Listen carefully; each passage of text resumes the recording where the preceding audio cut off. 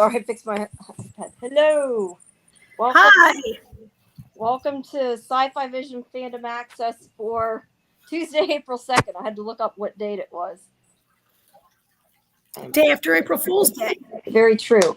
I do not know why my avatar won't change. There we go. There you go. Right. There we go. We got it. All right. Well, hello. Nice to see you guys. And hello to everybody out there watching and in the chat and stuff. Yes, And I could still use the thing. You're still sitting there texting. I think that was Alyssa. Little background people there. Yes, that was not here. Definitely, AJ muted himself though. Well, hello. So tonight we are going to talk about the Ones Who Live finale and Constellation finale and Resident Alien. I'm thinking what else? Three-body problem. The first or the second, and third episode, and then you guys can talk about Shogun once I leave. Sure. Yeah, we got a nice busy show tonight. Tons of stuff to talk about. So I guess we could jump right in there, right? Whoops. Might as well get to the series finale of The Ones Who Live. Yes. And if you can't hear me or my sound goes weird, let me know, because like I said, I am on the iPad. My back was hurting, so I had to sit on the couch. So if I sound weird or something, just let me know and I'll try to adjust. Because I know last time all of a sudden you're like, "Oh, you're making lots of noise." So there we go. So now, so you know why, and if that happens, let me know. All right. Sure. All right. So The Walking Dead: The Ones Who Live. There was a lot to like about this, but there was a couple of things that kind of irritated me too. But what did you think? I mean, overall, I liked it.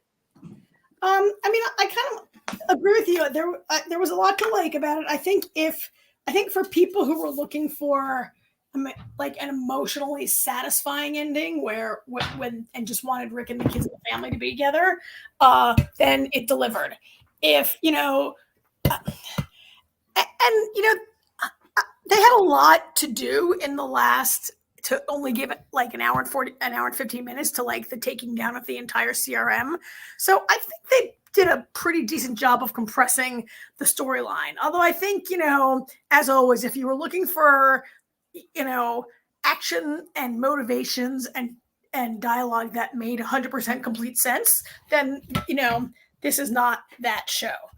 I don't think, I think this was generally well accepted. It's not leading to the kind of controversy of something like the Lost finale, which I found emotionally satisfying and cried a lot, and I love it, but it doesn't really make sense or answer every question. It's not in that league. This episode was, better than that in a sense, right? Yeah, we're not screaming at it, I guess. But you could make it this is a franchise that spent several seasons trying to take down the Whisperers and several seasons trying to take down what are the Negan's people, the Saviors, right? Yeah. And then the CRM came down in 30 minutes of character time. But they had given themselves a tall order, I think, and it generally delivered, I think, right? What did you think? Yeah, and I see Ark said the same thing, a fast-paced letdown. Yeah, I'm having a hard time concentrating on anything. My light is blinking. It's making me dizzy. Yeah, it's I think that they didn't spend enough time on certain things because of that. But was it satisfying, like you said, emotionally? Yeah. I mean, I was happy with the way they ended it, but I did think it went kind of fast. And there were a couple things that I had problems with that were sort of the kind of things we normally complain about. Like, for one, they put off it's not mustard gas, but I keep wanting to call it mustard gas, whatever it is. Chlorine gas. Okay. We know how deadly it was and how sick it made Michonne in that the first time. Now, I know they said they made a comment about it dissipates fast or something like that. They did say that, which I don't know if that's accurate or not. But all they did was cover their heads with a tarp, and they were fine. For you know what I mean? They stayed under the tarp for 10 seconds and then they ran out into where the gas was and they could breathe just fine. And then also when they set the bomb off, that took out the people there, and it made it look like it was this big explosion, and they were like within a couple feet of the explosion and somehow didn't get knocked out or thrown. Although, to be fair, that happens in a lot of shows and a lot of movies. That isn't like a Walking Dead problem. They do that in a lot of action shows. So I can't completely fault them for that. But from the overhead shot, it looked like a big explosion. It looked like some of those soldiers were sitting like a football field away from the stage, right? Mm-hmm. And like they were all wiped out by like the entire, like literally probably thousands of people, definitely hundreds of people were wiped out by a massive fireball. And Rick is like 3 feet away, and he's protected by like 3 zombies on top of him. Yeah. And the fact that he didn't get bit and all those walkers on top of him also was kind of like, I agree. I didn't think they were going to kill Rick. Also, I didn't think they were going to kill Rick because I accidentally got spoiled because people posted pictures all over the internet of them with their kids before it aired. Now, it had aired on AMC Plus, so I'm not talking spoilers. It was spoilers for me because I didn't think, and I went on social media, so it was partially my fault. But like, I knew they weren't going to kill him because of that. But it was kind of tense when they did it, and I'm not sure how he didn't get bit, but I liked the way they did it. It was exciting. It was tense. The main thing I didn't like a lot, and this was more just kind of my own opinion, I guess, story character wise, is I felt like Thorne was overall, and I know bad things happen in the show. I don't mean it that way, but like overall, she was a good person. She believed in it. She wasn't like Terry O'Quinn's character, who clearly was willing to kill everybody to save a few and had no problem with, and not that sometimes isn't the right decision, not here, but we won't get into that. But I feel like she should not have accepted it like she did and been okay with it. Like, I wish like she had kind of been on Rick's side, I guess, and went with him and tried to stop it maybe. And then the other thing is she fought tooth and this was the same thing that happened with Jadis. They had her fight to the death against them. And then like, as soon as they're winning, she's like, oh yeah, go. like now she wants them to live, now she wants it to be right and decides that she agrees with them. Like the last 2 seconds of her life. They did the same thing with Jadis. And I just don't understand that part of why they did that, because they did it again. I mean, overall, across this entire series, there's like 3 things that really bother me a lot. And one of them is the idea of like the echelon briefing that in a single 5-minute explanation, General Beale can convince you that this is the right thing to do, right? Like nobody gets the briefing. Okafor had, like, Thorne was totally in with Okafor's plan and agreeing that the serum's got to go. And then she gets this briefing and she's like instantly converted. And the idea was that Rick would be instantly converted also. And, I guess the threat that like, we've done the math and like all humanity will be wiped out in 14 years is supposed to be like, so I guess. I think it's maybe for I don't want to say greedy people, but for people who only care about themselves, because the one thing I felt like, no, not at all. I think he's positioning it as people who only care about the future of the human race and that it's okay to wipe out. That's what I mean. But let me finish my statement. Sorry. I feel like I agree with you're right with what you're saying, but not with what I was about to say. I feel like the way he did it, that his clincher of like his like last boom, you're going to follow me, was to say to Rick, we can go get your family. We can save everybody that you care about, and we will take the risk to save them if you are willing to kill all these people for me. That was how I took it. Like, that was like most people, even if they maybe weren't willing to kill so many people, if he's like, well, I'll help you find your family, then suddenly you're like, oh, okay, then it's worth it. That was how I felt about that conversation. Maybe you didn't feel the same way. I mean, I felt like it's supposed to be sort of so overwhelmingly like intense, like we've done the math and humanity's gone in 14 years, right? Which, first of all, like, I don't know, maybe someone would say, can we? I just feel like this should be like more of a slow process of slowly building in people.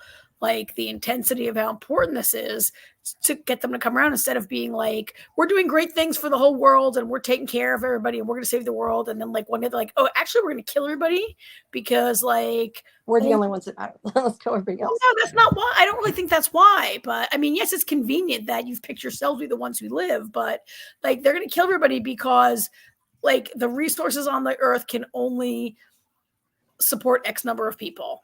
And if we share, we'll die. But if he's basically saying everybody's going to die anyway. It'll only let us live a little bit longer. It's not, to me, I feel like to me, it would have been more something that people could maybe get behind if he said us killing these people can save the human race. No, he said us killing these people can make us live 14 years longer. No, we're still going to die. That's how I definitely took it with what he said.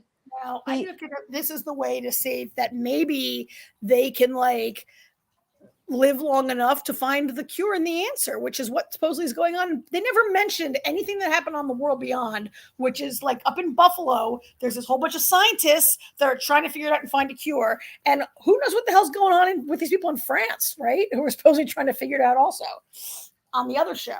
But none of that was ever like referenced. But if you've watched, like I really, from watching all that, took him to mean like, we're all wiped out in 14 years unless we do this. And then we have a chance. Yeah, I don't know. I just didn't feel like, and maybe, again, some of these things may just be the way kind of we both differed with the way we took it. I don't think he said anything about about a cure. I took it that he had already given up on them. I don't know. Well, I didn't take it that way. That's how I took it. But the point is, they have to be willing to kill all those people. It's either way, whatever you took from it, it's ridiculous that in one speech, Terry O'Quinn's going to convince you that it's okay to kill all the survivors. Pretty much anybody who's still alive, I would think would be pretty tough, except for those three morons that were in like episode 4, right? Which it's amazing they lived this long. Because everybody who's alive at this point should be really tough, except when the show requires them to be more idiots, right? And then they act like idiots. But I mean, that was kind of annoying. I mean, I have some other pictures of other stuff that happened in this episode. I mean, to me, the most annoying thing in the entire 6-episode series is insistence on referring to Rick as the brave man. And even in this final, cute kind of scene at the end, which let me get to my picture here. We just lost AJ for a second. He'll be back, I'm sure. We get to this like family reunion here at the end, right? With like, and they say stupid things like, are you, like the kid is like, oh, are you the brave man? Yes, I like no, like, it's just like, wouldn't they be like, dad, and well, he never met his father though. I agree with what you're saying, but at the same time, to RJ, he isn't exactly his father. He never met him. That was just because he never met him doesn't make him not his father. And why would you not refer to him? Why would you raise your kid not to think of his father, but to think of this guy like, oh, I was impregnated by this guy, the brave man. No, you have a dad, and I'm going to go find your dad. That's a good point. That's a good point. The whole thing was just so stupid for the entire 6 episodes. Like, I mean, it made sense for the I mean, I always thought in the voiceover, like she's saying the brave man, she's writing these letters because it was like in code, I felt like. And in case these messages were intercepted, she didn't want to be saying your father, your dad. But it turns out that no, when they meet in person, he's like, are you the brave man? And he's like, right? I'm like, what is going on? Like, that annoyed me for 6 weeks, really. I thought it was like a little overdone. So that really kind of bothered me. Talked about Rick's gun. Yeah. You've even seen that picture. She has it. The other thing I want to mention, or the hat, or Carl's hat, which used to be Rick's hat. Yeah. And then I see Ark so this I did want to comment. I think that could happen. I think it depends if they can pay them enough money to make them come back for one of the spinoffs. She's saying that she thinks all the spinoffs will converge and that we might see Rick and Michonne again. I don't know. I really don't. I would say yes if it was another show on this show. I just don't know. I think it just depends what happens. To be honest, I've said this before. I would not be 100% surprised if they found a way to bring this show back because they gave them more money and decided they wanted to do it. Oh, not me. I felt they But you tied think this it's up. done? Oh, I definitely think they tied it up. I'm just saying I could see, They tied it up with a pretty bow on top so these people can be done and move on with their much bigger careers. I think. I mean, I just don't. I mean, I don't know, but I just don't see why either of the two leads would tie themselves back to this franchise. Which they could do a guest starring role though. it's like not. It's one not. or one of the other ones. It's not the quality it was years ago. It's not as popular as it was a year ago, partly because of just fragmentation of television and fragmentation of the franchise and whatever, right? And like fatigue of having to keep watching for 20 years. I just don't see these two big stars. And I feel like this franchise has fully committed themselves to Norman Reedus as the leading man now of the Walking Dead franchise. And not that he wouldn't be willing to work with Lincoln again. I just don't like, I just don't really, I mean, I think they wrapped it up so like perfectly with a little bow that you don't need to like see these. Yeah, Art's saying that they said they would if they are in charge again. I know that they have, and even Gimple sort of left it open-ended, but it's also a possibility that they are saying that because they want fans to be happy and keep watching the other shows, hoping they'll come back too. I guess. That. I mean, that's not why I watch it, but no, but I'm saying I would think that's a possibility just for that reason as well. Yeah. I mean, I feel like I can't make the thing go away so that we're not, I have to go like this, I guess, too. How do I make this go away? How do I there make you go. There you go. Nope. You had it a second ago. When you have to put the banners. I don't think I can do it. Like I said, I'm on my iPad. Oh, I have to do this. I think right. No. Look, I want to do that, and then I want to do this, and now I've got it right. So that one, it's still back there. It's just the red. I know, but that way, if I do this, it's just black in the background, and it's not right. Yeah. Okay, it's fine. I think I don't think that's what's bothering people. There were some good zombies in this, Yeah.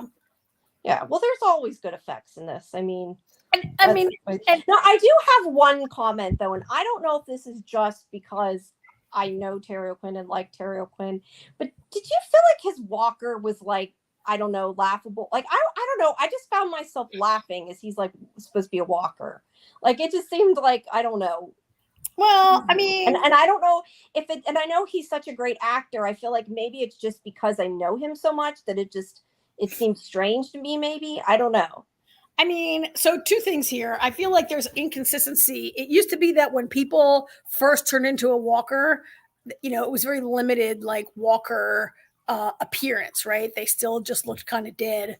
And there are varying amounts of like how severely people turn. And so I felt like he wasn't that much turned, but also like he's a good actor, but most of the people who play zombies, they go to like the regular zombie school and they go to zombie training.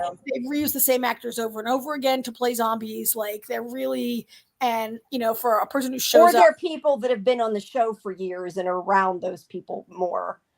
Is the other thing or they use the same extras over and over again. The same people, they're looking for a certain body type to play a skinny, starving zombie, and a lot of the people, maybe that's what it was. There's many like actors whose entire job is like playing. Just they do, people that live down in there in Georgia have been zombies over and over again.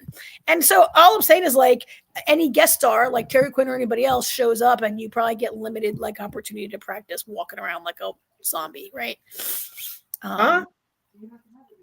Let's mute AJ. There we go. I muted him, and it's not there. He was muted. Now you unmuted him. I didn't touch him. Okay, he muted it. Well, I muted it. Anyway, it was nicely tied up with a pretty little bow at the end. And it was fairly, it was. I mean, I agree. It's frustrating the way some of it did move kind of fast and gloss over like what could have been an entire like 2 hours of trying to take over the CRM, right? I mean, they are Rick and Michonne, in this show are like superheroes that can do anything without even getting a scratch. And I know that's part of the point, like their overwhelming super confidence and hubris at this point. Which frankly is a little annoying that they're not even ever worried about the risk they're taking, because we can do anything.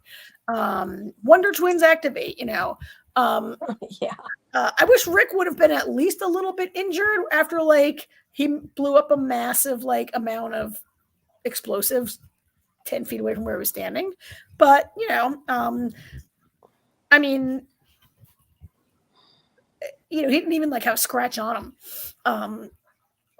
It's fine. We expect it. We're used to it. And it was kind of the point of this whole 6 episodes was their belief that they can do anything. I did think of you, Jamie, though. We've said so many times that every time Rick and his people show up at some community, it ultimately gets destroyed. And, I mean, not that the CRM didn't need some changing, but I was like, oh, here we go again. They're like ruining a functioning place that they built. This is true. Yeah. Again, not that the CRM didn't need some changing, but so anyway, yeah. It was fine, right? It's not going to go down as one of my all-time favorite like finales, but it was sad. I like you said, I think it was emotionally satisfying. I was happy with the ending. I was glad they had to meet up with their family. I do feel like it was too quick, though. I mean, that would be my overall comment, because it just seemed like last episode, like, how the hell are they going to wrap this up in one episode? Like, maybe if they had was this a double episode? I don't know if it was or not. No, it was an hour and 15 minutes. Okay, well, maybe if they had at least done 2 hours, maybe it would have been a little bit better. I don't know. And it I mean, I can't say it necessarily needed it. I mean, they wrapped it up, but it just seemed like we had so long build up, and then boom, we're done. Like it was really quick. Yeah, I know, it happened really fast. And then it all goes down in Oregon, right? And then we just cut to a scene where they're with the kids in a field somewhere. I mean, you could have had another like whole season. I mean, however long it would take them to first of all find those kids who, as we discussed, are not in Alexandria. They were living in the Commonwealth last time we saw them. But, yeah, Rick and Michonne had no way of knowing that, because Michonne had left before that. Mm-hmm. But as I always say, they can walk across the country in a couple days on the show. So there were a lot of people super surprised. There were a lot of people who wanted it to end with them getting to Alexandria and Morgan being there. I am not among those people. I think Lenny James should be left in peace to move on with his career. But a lot of people, I think, there was a lot of speculation on the internet that might be how it went down. I didn't really need to see that, because I think if you went to Alexandria, you'd have to reassemble you couldn't just have like Morgan or just have whoever, right? Like you'd have to have everybody be there. I mean, their kids wouldn't be there either. So their kids wouldn't be there anyway, right? Locations, right? yeah. And then you'd be like, "Where's Daryl?" And then you have all these, Yeah, you're totally right. I mean, they went for the emotion and the emotional ending, and and it got a happy ending, which is good. Walking Dead doesn't always get happy endings, so. The other thing I just want to say, because I'm looking at this picture and remembering, I did like the part where they kind of had the flashback where you see Beale saying that like he can tell what Rick's thinking by looking in his eyes, and it's quite clear that he would know that Rick's waiting to kill him. But then you see like that kind of flash of recognition, and he's got like the oh shit look, and then. That was pretty good. The way I liked that, and then he threw the knife, and he remember in like the previous episode, like Beale said, "I can tell by looking in your eyes if you're telling me the truth." Yeah. And so Rick just gives him this big like "F you" look. I'm about to kill you, and we have this fight. It was kind of cool. I mean, I don't know. The last time I got to see Terry Quinn do a fight scene either. He plays a lot different kind of roles sometimes. Yeah, it was cool to see that. So that was kind of cool, yeah. Now, Ark, I was just going to put, Ark said, Ark is saying that it should have, it started with Morgan, it should have ended with Morgan. And, I kind of agree with her. I mean, I know you don't mind, and I'm not saying that I needed that. Like I was satisfied without Yeah. Morgan, but I would have liked to have seen Morgan. But like we just said, the problem with that is how do you put Morgan in? Because if they're going to find the kids, Morgan is not in the same location. Morgan had no way of knowing they were going to the Commonwealth. Like you would have somehow had to have them merge together and explain that. And I feel like that would have would have taken a lot. So although, on shows like this, you just randomly bump into people walking all over the, yes, we've established that. No, yeah, you're right. Yeah, You're right. I mean, I agree. It would have been nice. Like Morgan was the first person Rick met when he woke up from his coma. It'd be nice to see, but it'd be hard to put that up to. I mean, it'd be harder to have that make sense than almost anything else. Hey, I just want to interject 1 second really quick. It's storming very bad here and I can hear the thunder getting louder. So if by chance I disappear, it means my Wi-Fi went out. So there is that chance. I just thought I should mention that before we go too far because I can hear it in the background getting louder and louder. Okay. Oh, okay. Wait, hold on. I want to comment on that scene. On this shot? shot? Take a pill. Yeah. That was watching that video. And when she starts tearing, I don't know how she even made it as long as she did. I would have been I don't know, bawling way worse than she was. When they were like, okay, we're going to save 10% of the children and we've already picked them out. And we're going to let the rest of them die and don't even try to calm them down quite. Well, I mean, they said try to calm them down, but don't say you'll be okay. That was so, I don't know how anybody can just, it's one thing they're killing the people, but they're outright saying we're going to go murder a whole bunch of kids. I mean that kind of made sense to me. They said, "Don't say you'll be okay." Instead, say they'll be okay. Instead, say it will be okay. Which I felt they said say they'll be okay. Because I thought it was really strange the way they did it. I don't think that's how I heard it. At any rate, what was it? Way dumber was we've got all these stuffed animals, and this is how we're going to comfort. We're going to slaughter their families right in front of them, but give them a stuffed animal to comfort them. Right. And then don't say you'll be okay. Say, it'll be okay or whatever. I mean, or you think you heard them say they'll be okay, which sounds funny to me because they're being gassed.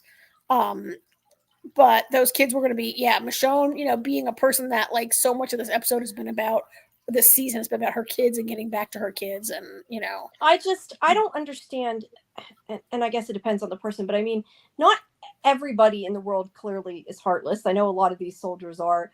But I just feel like it's one thing for them to gas a town and fly over it. I just don't see how that many people could walk in and stand there and watch the kids die and be okay with it.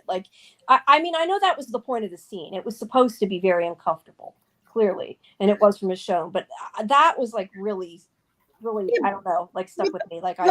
The point of the plan is that these people are it's the only choice. We have to do this hard thing to save the But we're going to stand here and watch the kids die and just say to them, it'll be okay, or they'll be okay. I mean, I think this directly relates to the World Beyond, where they were trying to kidnap Iris and Hope also because they were looking for genius kids who can help lead the colony, right? Mm-hmm. And repopulate humanity. I mean, I think that that this is a group of people who are fully committed to this cause. I mean, another crazy thing about it was that you see so many soldiers, and I was are they all read in on this? Because so few people were being given the echelon briefing, and yet there's so many people present. I feel most you could only do this with a group of soldiers who didn't know what was going to happen. But I don't know, because Beale said something about how many times he'd given that speech. So I don't know. I mean, I assumed if they're telling them what they're going to do, that they had to have been in on it, or at least partially in on it. Yeah. But I don't know. Yeah. Well, at any rate, I think I only have one more picture that I saved here, I think, which that's when Rick reports, when he first reports back, and he's like, guess what, I'm alive. Yeah, and he's not even weary of him. He just trusts him right away. Yeah. That was his downfall, I think, right there. Yeah. Oh, and Jadis's room. Yeah. Where I thought it was going to be under the picture of Gabriel or something. It was near it, but they made a point of showing the picture of Gabriel. I'm like, oh, yes, of course it's in a hole behind the wall, behind that picture or something. No, it's a cat or whatever it was. Yeah. Yeah. So kind of funny, but so. Yeah. All right. Well, I mean, this cat, Yeah, I know. It was in the show before that when she made the cat or whatever. Yeah, well, it's the cat statue that she like got from the store while they were like that she got for Carl when she and Carl were on a supply run, right? I can't remember. I know it was in the show. That's all. And then later there was also a cat statue in the garbage dump. Well, somebody likes cats. Yeah. So at any rate, we should probably I have no other comments on this. I think that's been all I will just say, because we need to remember to say this more often, is that if anybody's listening to this and you have comments about the show, let us know what you think. We can always go back to something that if we've moved on, because we should, we need to say that earlier. We never say it early. Also I wanted to say Tall Wall. That's all I kept thinking is, God, she grew up so, like, she is suddenly so old, and I know she has to be, but I was like, she's grown so much, hasn't she? Well, and I thought RJ even more so, because he was a kid that wasn't in it as much, right? I wasn't sure if it was the same actor. I thought maybe it was a different one. I mean, Judith, I knew for sure it was the same girl, but him, I wasn't 100% sure. But I never really paid. I mean, I don't know. I shouldn't say that, but I didn't pay tons of attention to his character, because his character was never really that.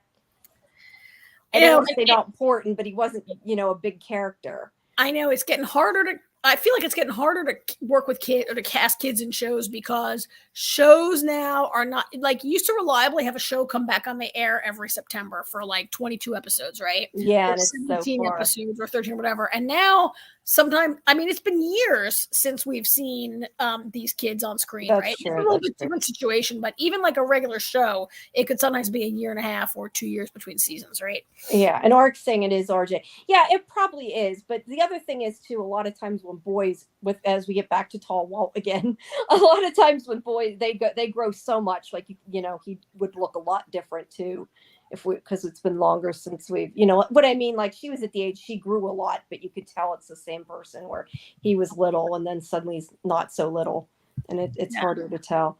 But I like that they got it together. Overall, I like this series. I like Michonne and Rick. I would have liked to have seen another series of this. Do I need it?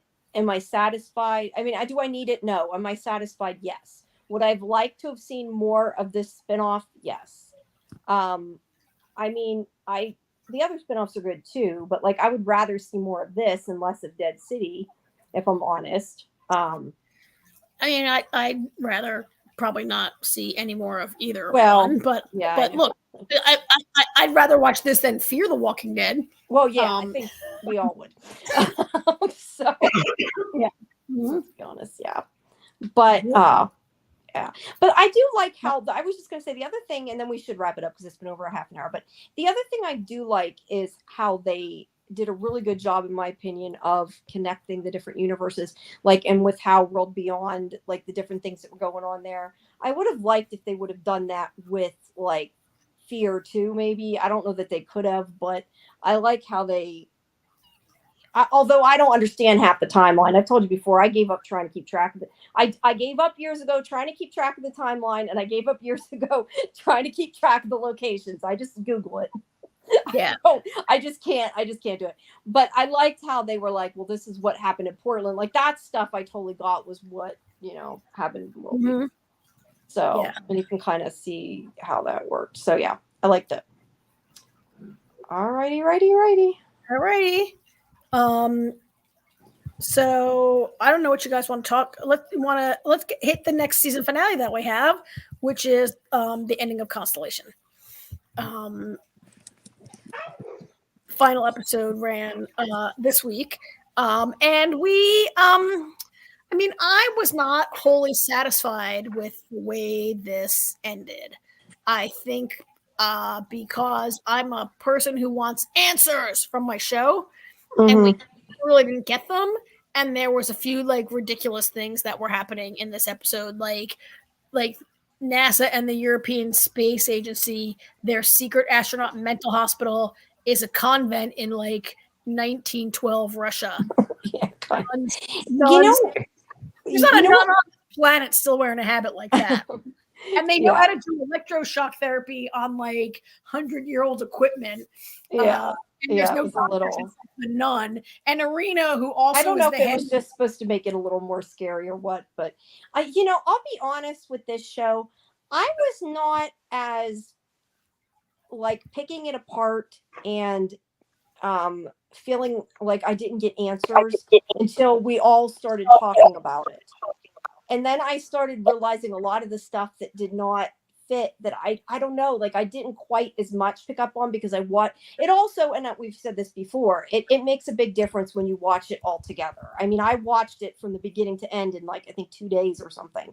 So I didn't have time to really think it through, because the more we were talking about it, the more I'm like, the whole point of this show is they're saying that she's seeing these things, and that they can, see into the other universe because she went up in space. Then why the hell can her daughter see it? And that's all I keep thinking about as we've been discussing it. Is why did I not notice this? Like when I watched it the first time, like it wasn't something that bothered me, and then after it did. No, I don't. To answer you, Karen, I don't think that was Kiki barking. I didn't hear her bark. That's a dog. Yeah. AJ, you've been so outside. quiet. How'd you like Constellation? I'm with you, Karen. I felt underwhelmed for a season finale. Yeah. I didn't get you didn't get the same level of emotional satisfaction from the two, like, you know how Alice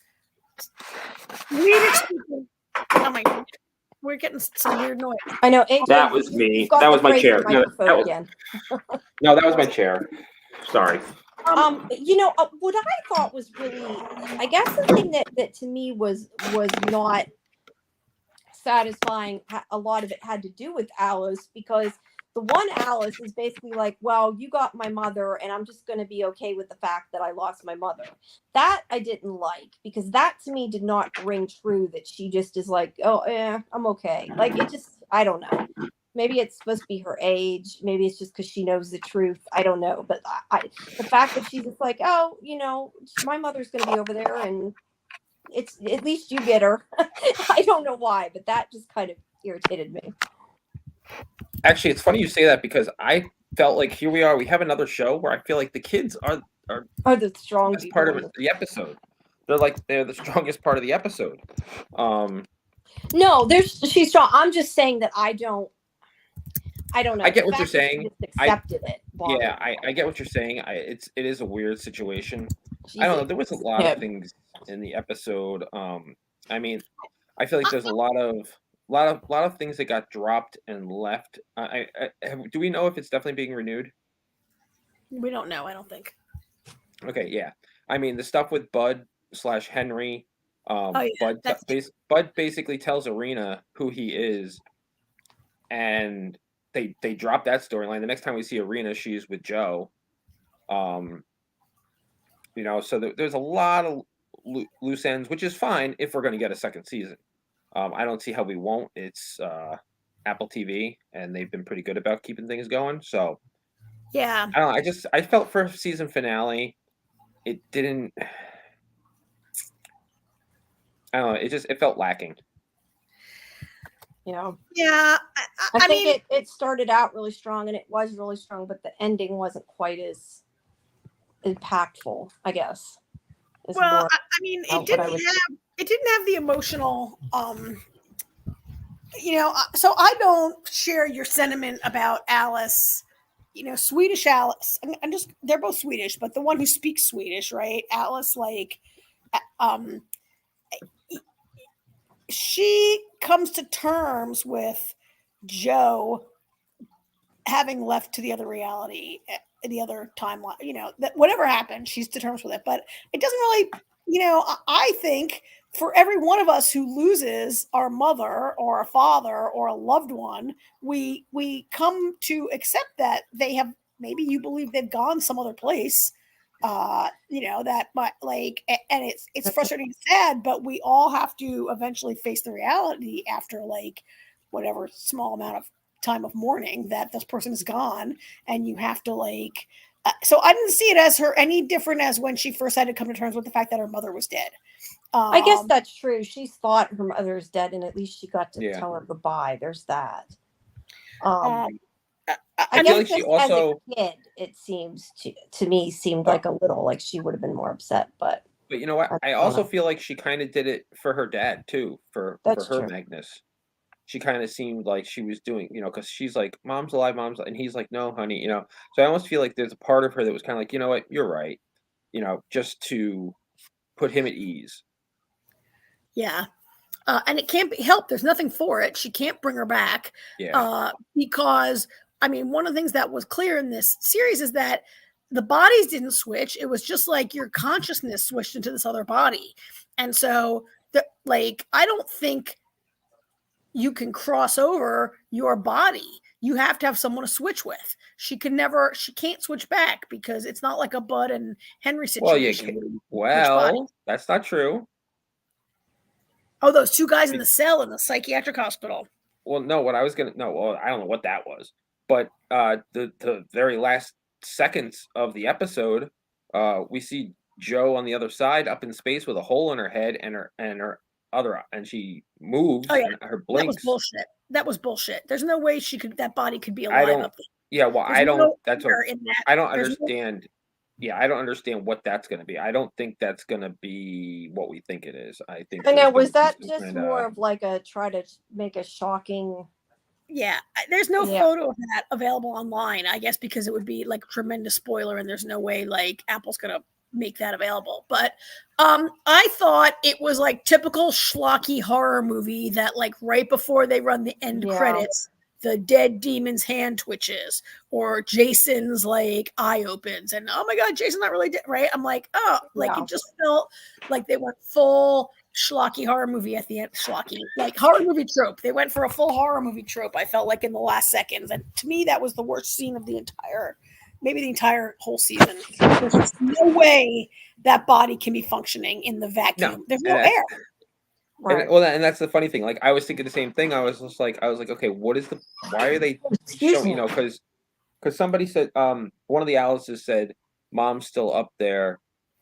And then they show her and I'm like, why are they showing her? Like, I was not expecting her eye to open. That was not what I was expecting at all. Actually, I don't remember. Did her eye open, her hand moved, or both? I don't know, but I think it grabbed the iPad. She grabbed the iPad. Oh, right. She grabbed the iPad. Okay, yeah, she grabbed the iPad. Like, turned her head now, a little. I think it. I mean, like you said, there's no air, so her body's been deprived, so there's no way she's alive.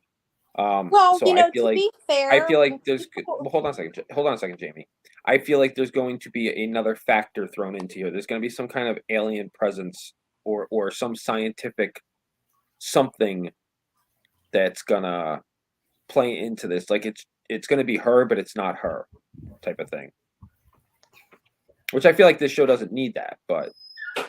Well, no, I also really object to Jo turning up pregnant in this episode. Yeah.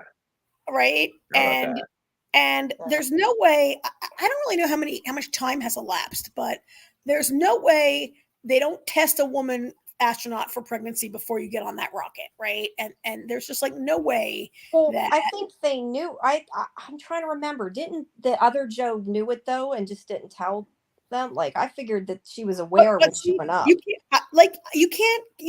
There's no way to hide that. They still wouldn't let them out. You know what kind of physical? No. I mean that she didn't tell her family, not that she didn't tell them. But I don't think they would have let her go if she was. Pregnant. There's no way. No, she got pregnant. She got pregnant when she got back. When her and Magnus slept together that first night, or whatever night it was. So she got pregnant immediately upon landing. So she and Magnus are having pretty much. Maybe, I don't know. I didn't pay that much attention to the timeline, but anyway, I was just going to say she couldn't have been pregnant beforehand because she was up there almost a year. That's true. Yeah. But anyway, I was going to say in relation to what you were saying, I do think that they just had her move as like a horror movie moment. But I do also see what you're saying, like the way this show is. If there's a season 2, maybe it could be something other, supernatural, alien, whatever. But to be fair, dead bodies do move after, because they've said that. I don't know what show it was I was watching, but that's been in like other shows, because like they do it and it's like freaky that like the gases and stuff in their body, like when it releases, it can like make them move.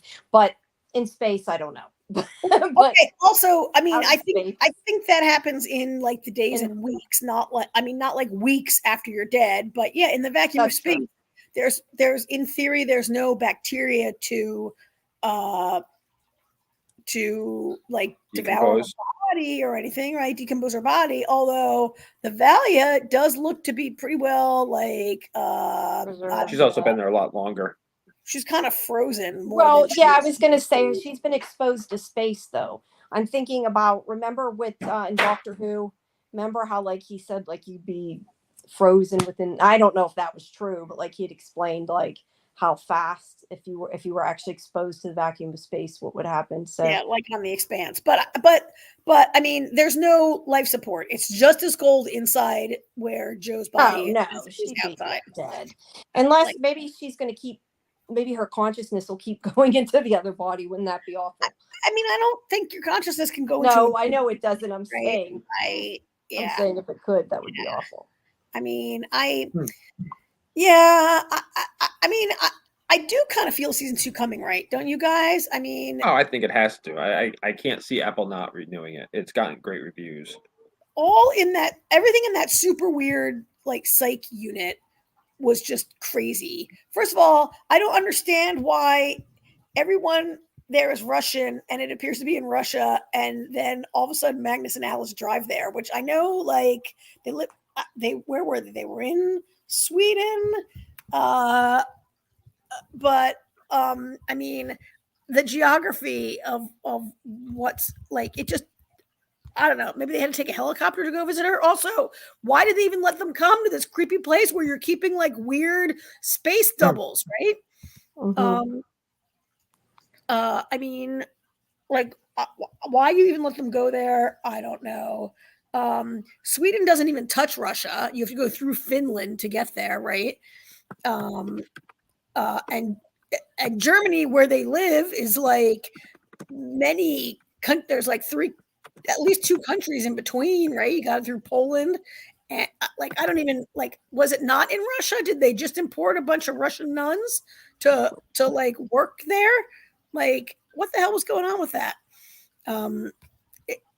So I feel like there's a whole lot there that needs to be investigated. Plus, her friend comes and he has a set of keys. He gives her a set of keys. Like, what? Where did he get those keys? Like, there better be more to that, because otherwise it's the lamest Deus Ex Machina you've like ever seen, right? Where this guy just randomly has a set of keys that he gives to her. At least he believed her, though. I like that somebody believed her. Yeah, I mean, and to me, the most compelling part of the episode was Bud and Henry, right? And there needs to be a lot more told of that story, I think. Yeah. Yeah, I'd like. You know what the funny thing was? Henry is just like putting it all out there, and I'm thinking they're gonna. I think even if he convinces them, they're gonna think he's nuts. Yeah, there's no way. The shit he's talking about. There's no way he can convince them. Right. I mean, there's just not really a way to convince them, I think. I mean, there's so much there that needs to be investigated, so much more interesting stuff to like happen with his story. He smashed the cow, so he can't go back. And like, I was starting to really like wonder which Bud / Henry is the hero. Like, Henry is a functioning Nobel Prize winning scientific whatever, and Bud is a very abrasive person, and an addict. And I mean, which like, look, I get why he became an alcoholic, because he got blooped into the wrong reality and had to like take like the shame and like have his career ruined by this thing that didn't actually really happen to him. Like, I kind of get why that could happen to you. But he's abrasive, and he threw a guy over like a balcony and killed him and stuff. And yet by the end of this episode, I found myself more sympathetic to him than ever. I'm not really sure who's the hero, Well, if anyone. Right? It's a situation of Bud came back and his co-astronauts were dead, whereas Henry came back and his astronauts were alive. So it's kind of like that. You know what I mean? Like, That's the difference. That's what the difference in their life is. Because when Bud came back, he was accused of all this shit and what happened. Why did this happen? And what And how did happened they didn't even die? happen in his world. So Because whatever happened, like because you hear Henry has said he's like 1 minute my co-astronauts were alive, and the next minute they were they were dead, and then when I woke up they were alive. So he switched during that period. Yeah. Now we don't know what happened prior to that, because it sounds like they're blaming Bud for why they're dead, which is why his life fell apart. Yeah, he made some kind of a mistake, or worse. I mean, not that and he I killed him can on see it purpose, sucks to be to blame for people that you cared about being killed when they didn't even get killed, and suddenly they're dead and it's your fault, or people think it's your fault. Like I could definitely see that would suck. That's not really a great explanation. It would suck, but you know what I mean. It would be devastating. Yeah. I mean, and so with the cow broken, it seems like there's no chance to switch back. And that was a really like mean. It's kind of a mean thing that Bud did, and yet I kind of get it, right? Like, I get it. Yeah. Oh, I absolutely get it. He doesn't want to go back. And then, did you see how like the little sonogram of Joe's 4-week-old baby, which I don't know if you can even have a sonogram because they tell her you're 4 weeks pregnant. It looks like the image on the cow. Yeah. Right? Yep. Which makes me think that if there's a sin to this baby, I mean, maybe her consciousness did really go into the dead body. And I mean, I just don't believe that your conscious can just reanimate like a dead brain damaged, like her brain was like destroyed, right? And then Paul like threw her out there and she suffocated the rest of till death. Like I don't think that body could reanimate, but I mean, it's kind of like the scene with the cat where we saw the cat is dead and the cat is alive at the same time, right? In the liminal. That's true. Yeah, maybe it was just supposed to be like showing that she's both alive and dead. Except that cat didn't sit up and like lick the other cat hello. Good point. I did like that scene though. It just stayed there dead. And if that was the case, is Alice, I mean, yeah, Alice is not really seeing the Valia. It can't be there. But is it Irina going into the Valia's dead body to talk to her somehow? I hadn't even thought about that. Or is it Alice really dreaming? That's what I was gonna say. That's an interesting question because she is dreaming. See, that's why there's so many things that are loose ends in this. How would she see that? Yeah. I mean, it's a dream. How is she going to? I don't know. The more you pick it apart, the more there's loose ends. Yeah, is it a dream, or is she just seeing the Valia in space in her dream, like when she's asleep? She saw her in her room. I know, but that could just be like, I don't know. Some of it could have been like a kid having a nightmare, like come to life, like she's seen it in a dream and then it freaked her out. It's hard to tell. Yeah. I mean, also, we don't know the timing on any of this. So, like, the last shot we see is Joe's body reacting. But could that have been actually earlier, like while she's getting electroshock? It's like making her brain go there or something. Is it possible? Let me ask you this. I was just thinking as you said that. Joe saw Irina, the body, the Valia, whatever you want to say, the body that was floating in space, right? Mm-hmm. Can it be? I don't know. We talk about like kids being attuned and stuff and how Alice can see into the other universe, but it seems like it's, even though it doesn't exactly explain why and it's not Joe, is it more that like she's seeing it because Joe saw the body? Like she's seeing what her mother saw almost. Does that make sense? Because like she can see into the universe. Like I know she wasn't there, but maybe that's why she's able to see it because it was something her mother saw. I don't know. I'm just kind of theorizing. Here's the thing that gets me about the whole thing with Irina and Valia. Okay. So the cat, the body hits the station. Okay. Joe and what's his name? Paul. Joe and Paul flip sides. Okay. Mhm. And then she has to go outside. She goes outside to look at the damage, and that's when she sees Valia. But that's that universe. That's our prime universe. So how are both Valia and Arena Well, in Arena the same switched universe? places too at a point. I mean, her consciousness Right. did. But why isn't the dead body in the other universe? Who knows? You I understand what I'm wonder. saying?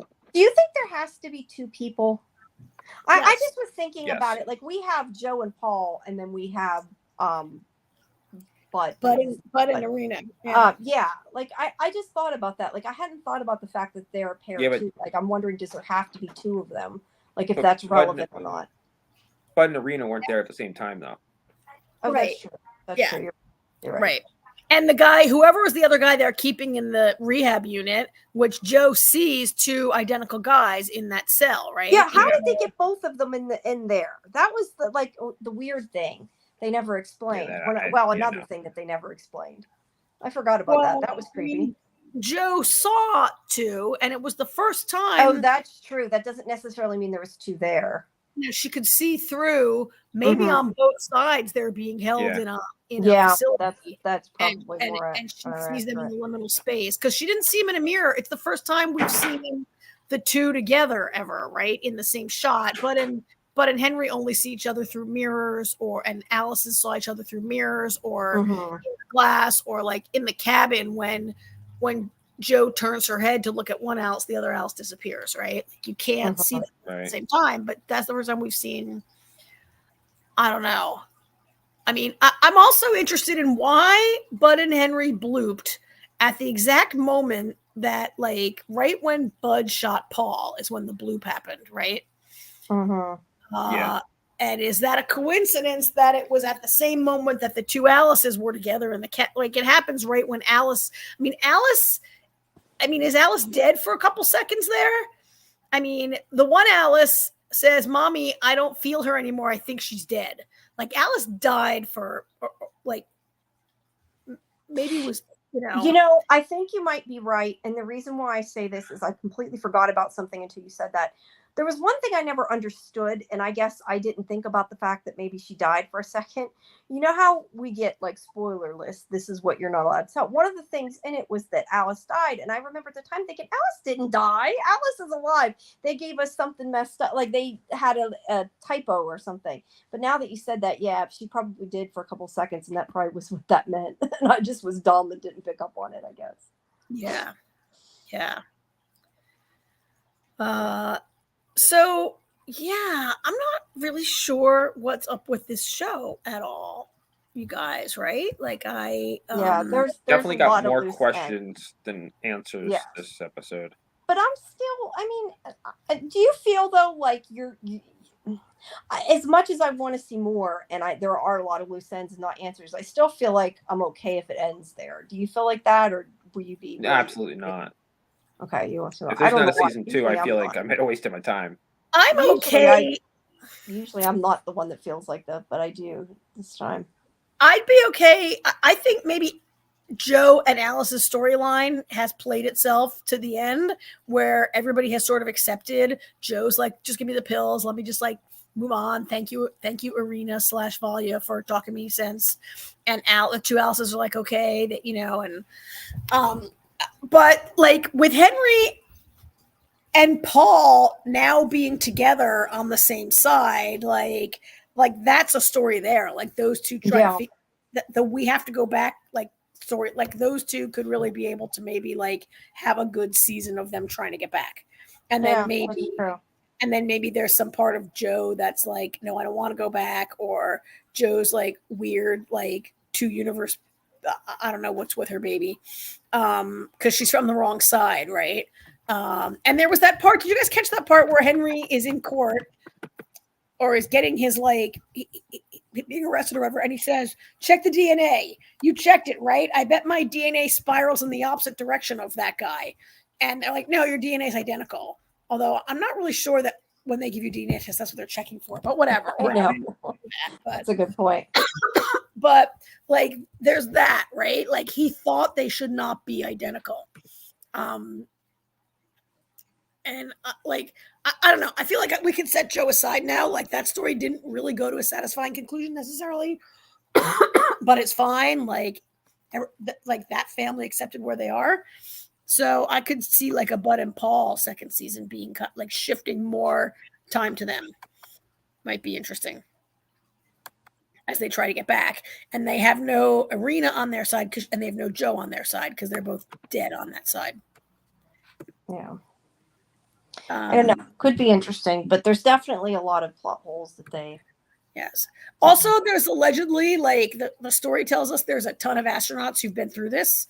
Like even Joe, is it Joe? Someone says like, well, if you know that space makes people go crazy, which it doesn't, but whatever. Why do we keep sending people to space, right?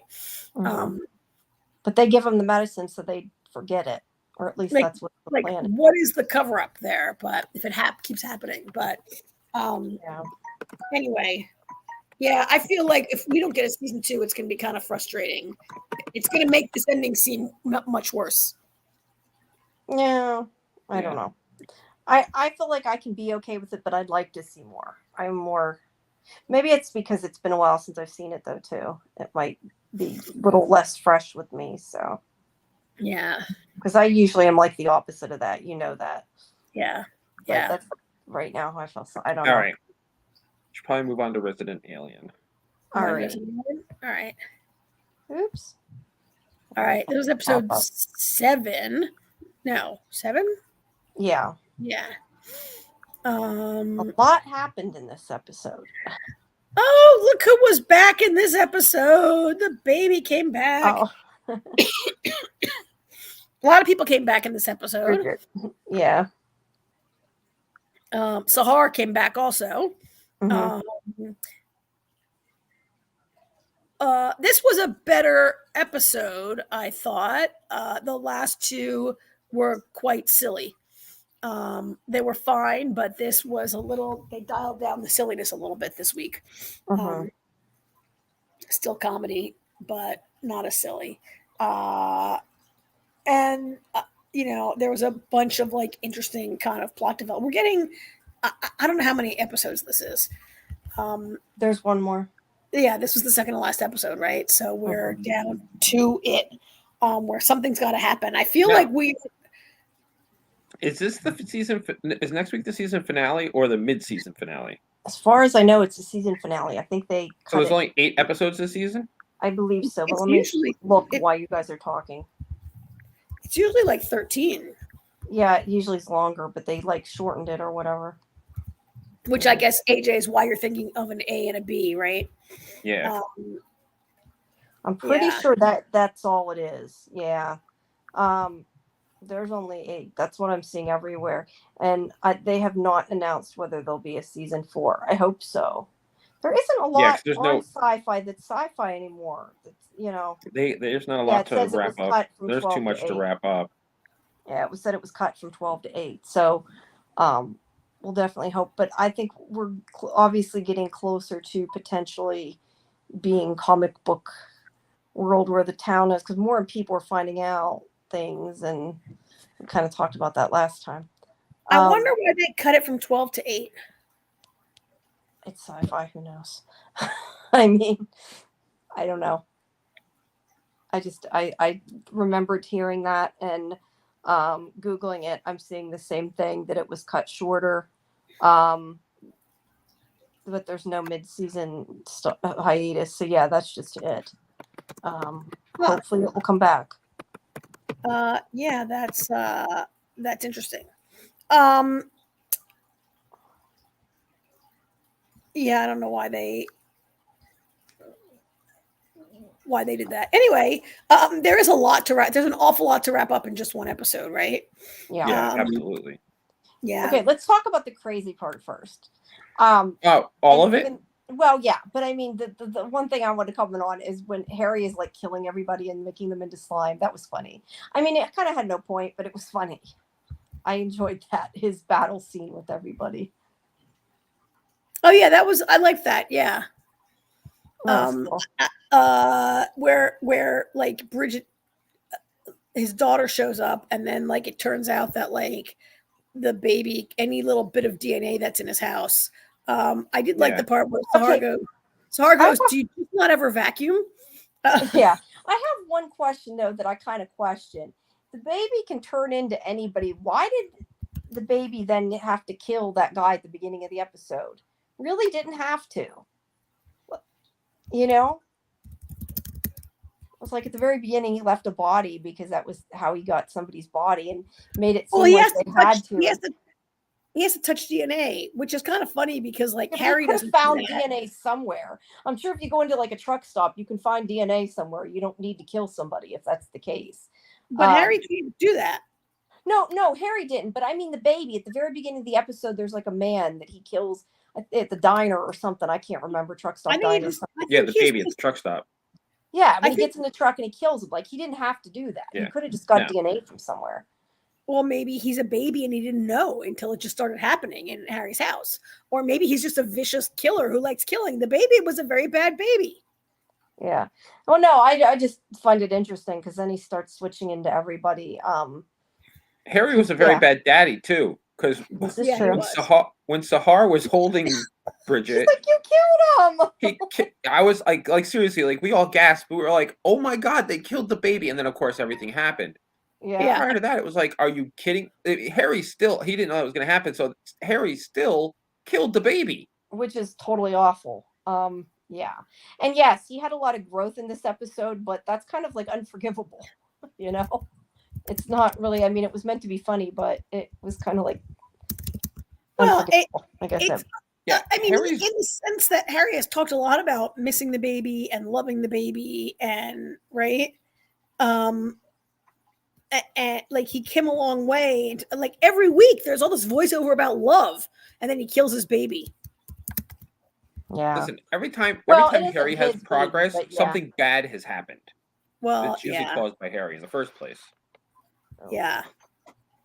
I mean, that was I mean, it's a whole episode about daddy issues, basically, right? But that was like some crazy, like. I mean, like the love for a child was like not there. I mean, granted, the baby came to kill him, and like he kind of killed him in self-defense, right? And the baby really isn't his either. That's the other thing. We keep saying his baby. His baby isn't his baby. It is his baby. No, it's his baby. Goliath's baby. Harry is Goliath. You mean Goliath is Harry in the future. Yeah. Oh, that's right. I forgot about that. Oh, okay. You're right. I forgot about that. Harry is Goliath. Dang, I did forget that. You're right. But at any rate, he is okay killing his baby. And then by the end of the episode, I guess he discovers he loves the baby. So it was a little quick turnaround. But hey, at least it was there.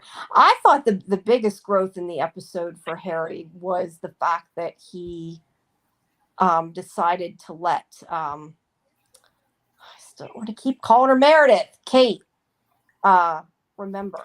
Yeah, that was like very un-Harry like.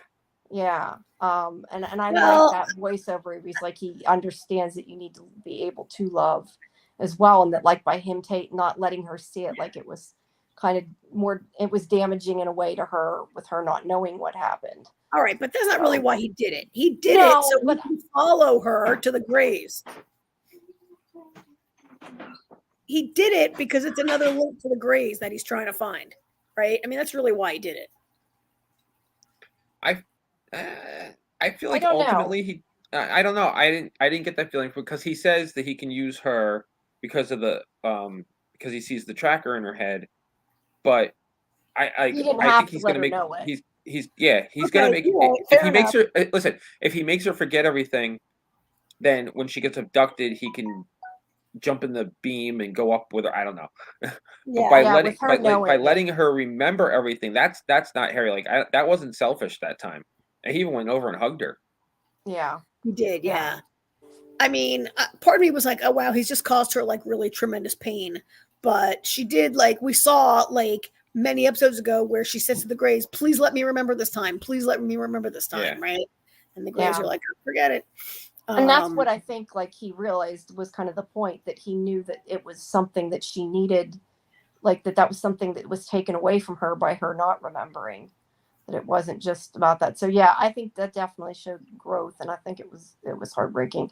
For now. And that's why I said yeah for now. But I think there's, I mean, I don't know if I do hope that if they aren't coming back, they wrapped it up. I don't know whether they did or not. I haven't seen it, but I don't know. I wonder if more people are going to find out by the end of the episode about aliens. I don't know. Yeah, I mean, I don't know.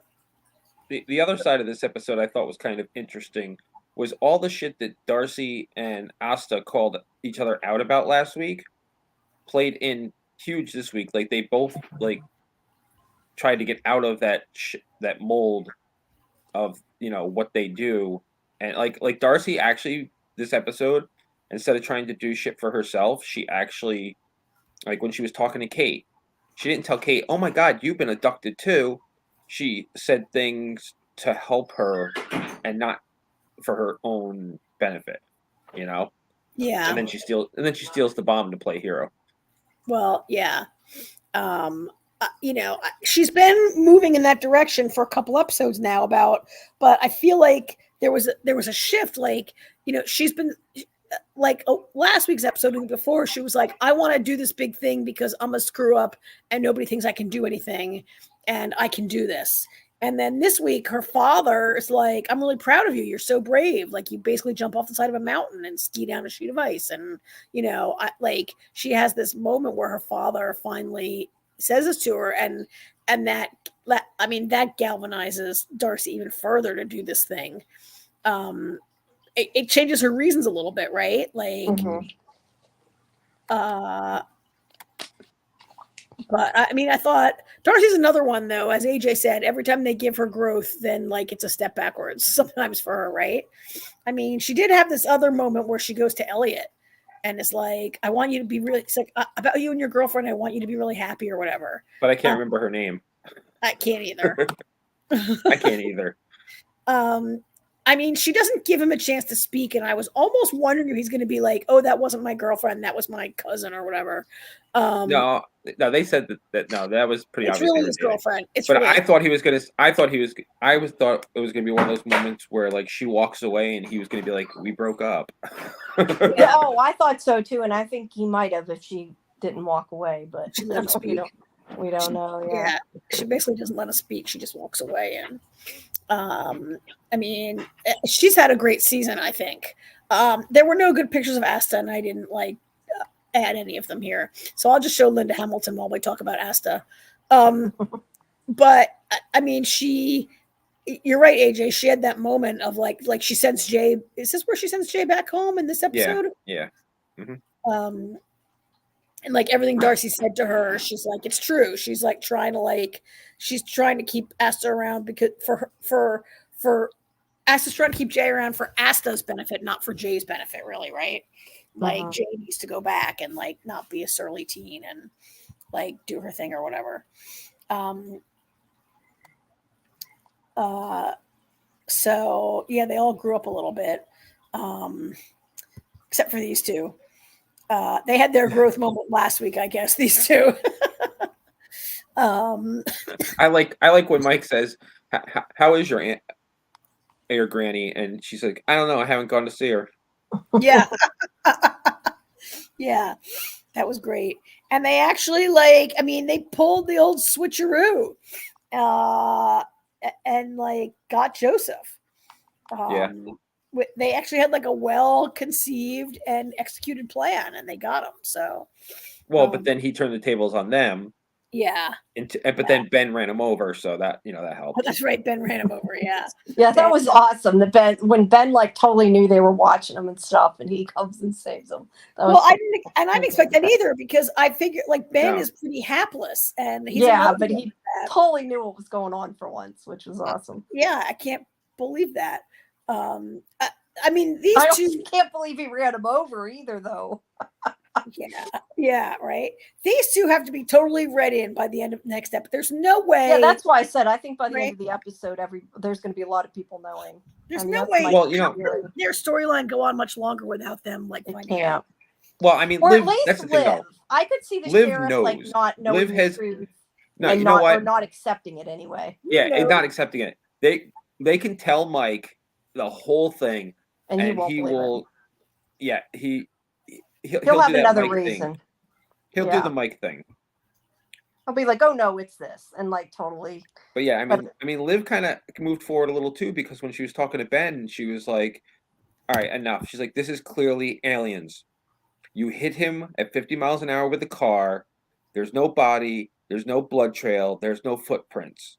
So I guess It's an technically alien. she does know. It just hasn't been confirmed by Harry. Well, Like, yeah, I mean, she's hasn't- always known, but Yeah. now she's not hiding from it. Now she's Right. flat out saying, "Here's the deal." I mean, I guess I'm I- saying I think by the end of next week, I think people are going to know about Harry. Maybe that is my guess, but I don't know. I'm just that, I don't know so much about Harry. or I mean, at there's least still, that it'll be at least that she'll get more confirmation than that. I feel like something Yeah. else is gonna. I don't know. We'll see. I mean, yeah, we'll see.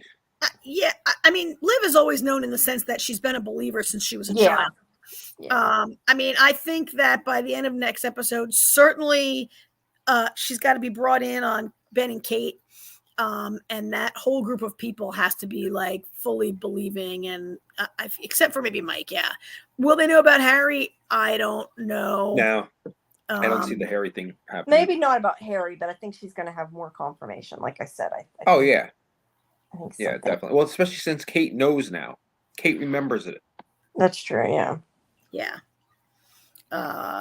So yeah, I'm kind of disappointed that there's only one more, because this is a storyline that I think it needs, as AJ said, as we all three agreed, it needs more than one episode to wrap it up.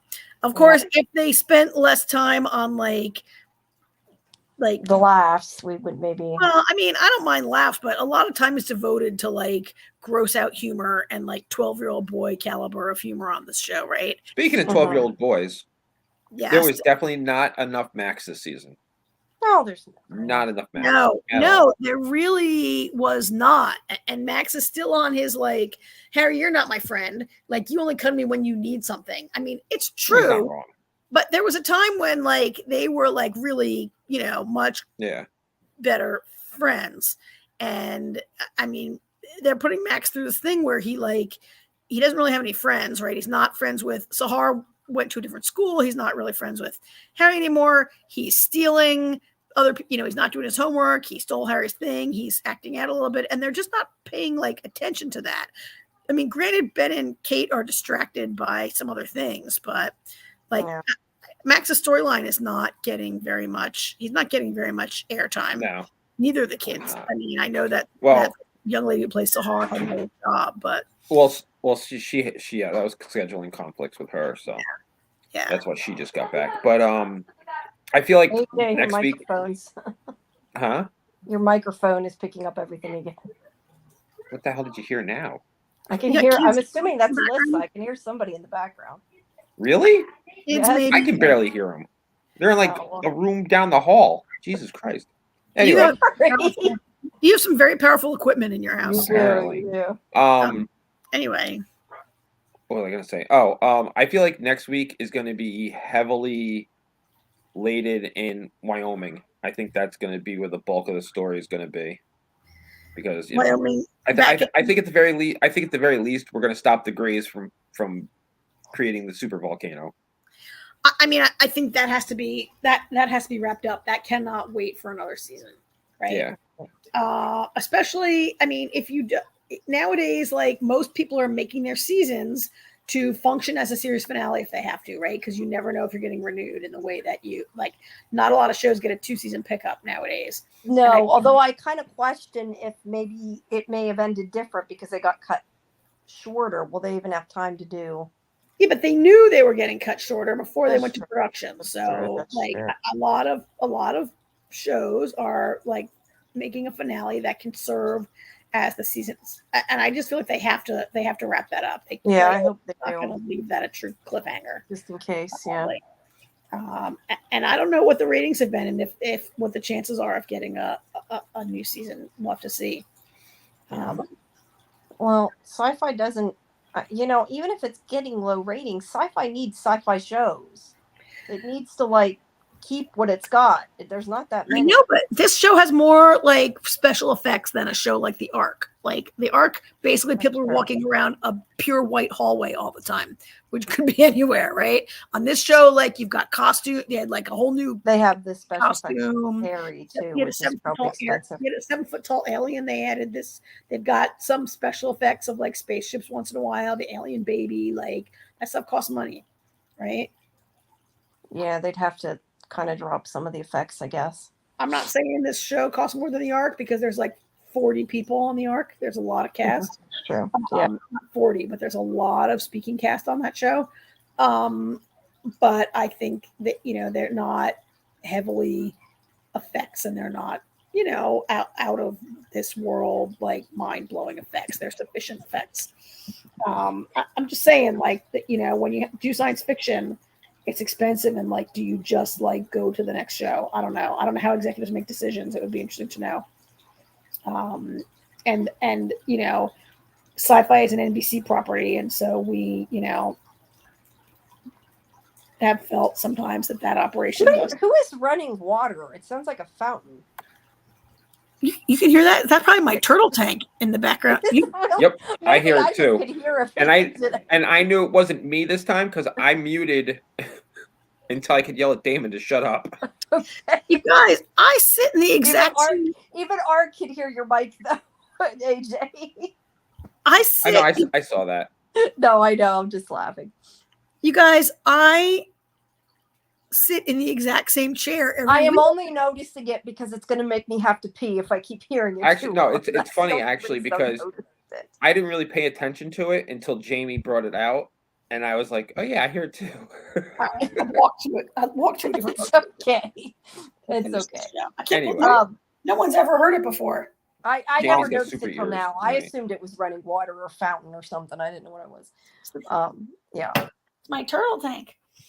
With gurgling water. There, you shouldn't be able to hear it now. I moved away.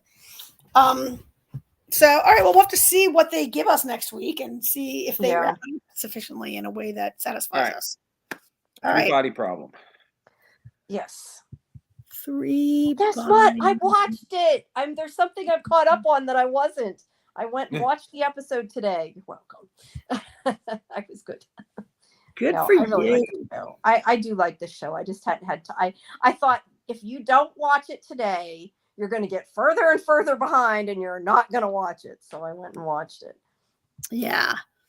First of all, I got to say, assuming that it probably is bad, but if it wasn't bad, I want these virtual reality glasses. Oh my God, I do too. I kept thinking of that during that. Like, that would be so cool. As long as you can the only caveat I always say is as long as you can always tell you're in virtual reality.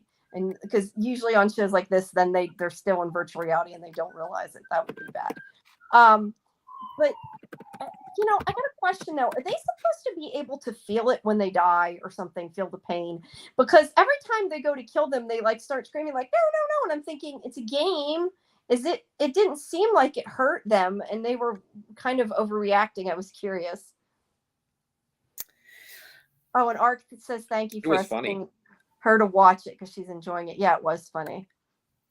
I don't think they're supposed to feel pain. I didn't think so either, but I kind of wondered the way they were acting. I don't know. I feel like John Bradley's character, when he got his head cut off 3 times. The best part was when he put it back on a 3rd time. He's like, "No, this is revenge." And then he like takes it off. He's like, "She chopped my head off again." I think he'd be in a lot more pain than if he had. Well, that would be really quick, though. I feel like I think it's also a little psychosomatic. Pain. That's true too, because she keeps saying because it's not real.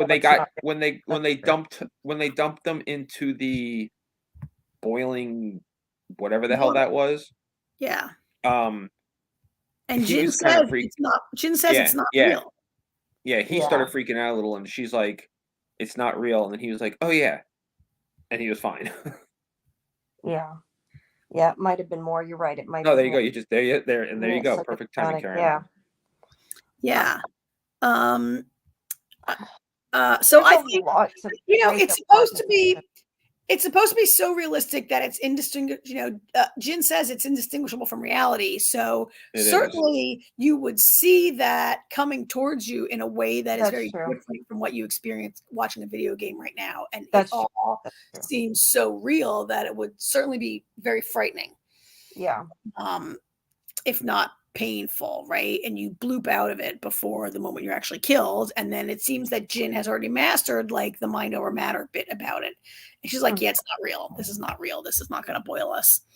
Don't like worry about it, right? Because it feels real, but it's actually this. It's such weird looking VR glasses. I like every time they came in, they're like, hey, we know the answer. And the other people are like, no. We've already got the answer. We're the players here. This is our game. Oh, yeah. Yeah, they're NPCs, though, right? I mean, they're not supposed to be other players. No, they're players. Are they? Okay, I wasn't sure. I thought they were supposed to be NPCs and that they were supposed they're players because remember. Like, figure it out before they did. I wasn't sure. No, they're players because they say that all the time. And like, they just came up with they had really great like what was the one that was Freud and Edison or something like that? Copernicus.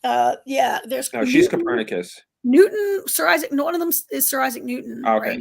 Yeah, one was Newton. And the other one is I forget who. Maybe Einstein or Ford. I'm not really sure. Edison. I don't know. But yeah, no, they're real players because I think pretty much a lot of the people who were at that conference that Jin goes to, which I don't have a picture of, are players. They're invited. Okay. Yeah, I know they're talking about other players. I just didn't know those specifically were supposed to be players or not. I guess is what I'm saying. I love though. Well, first of all, it's cool that Mark Gaddis was in it, but I love when he's like, "This is what would he say, calculus or whatever," and he's like flipping them off while he's talking to them. That was funny. Yeah. So I feel like, I said to you guys earlier, I felt like some of this really dragged. I felt like a big chunk of the second episode, into the third episode, was really dragging. That was why I never got past I watched the second one and then never watched the third one. But after the third one was like really good. Yeah. Yeah. So, I mean, as I said to you, I think the problem is the pacing. Not that the story is boring, but there's a lot of time devoted to things that maybe don't need as much time or explanation.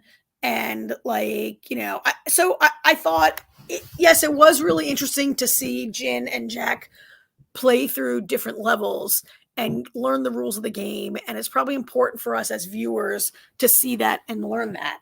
But there was part of me that was like, oh my God, another level, right? Like it went on kind of a lot. I realized that this is not just one.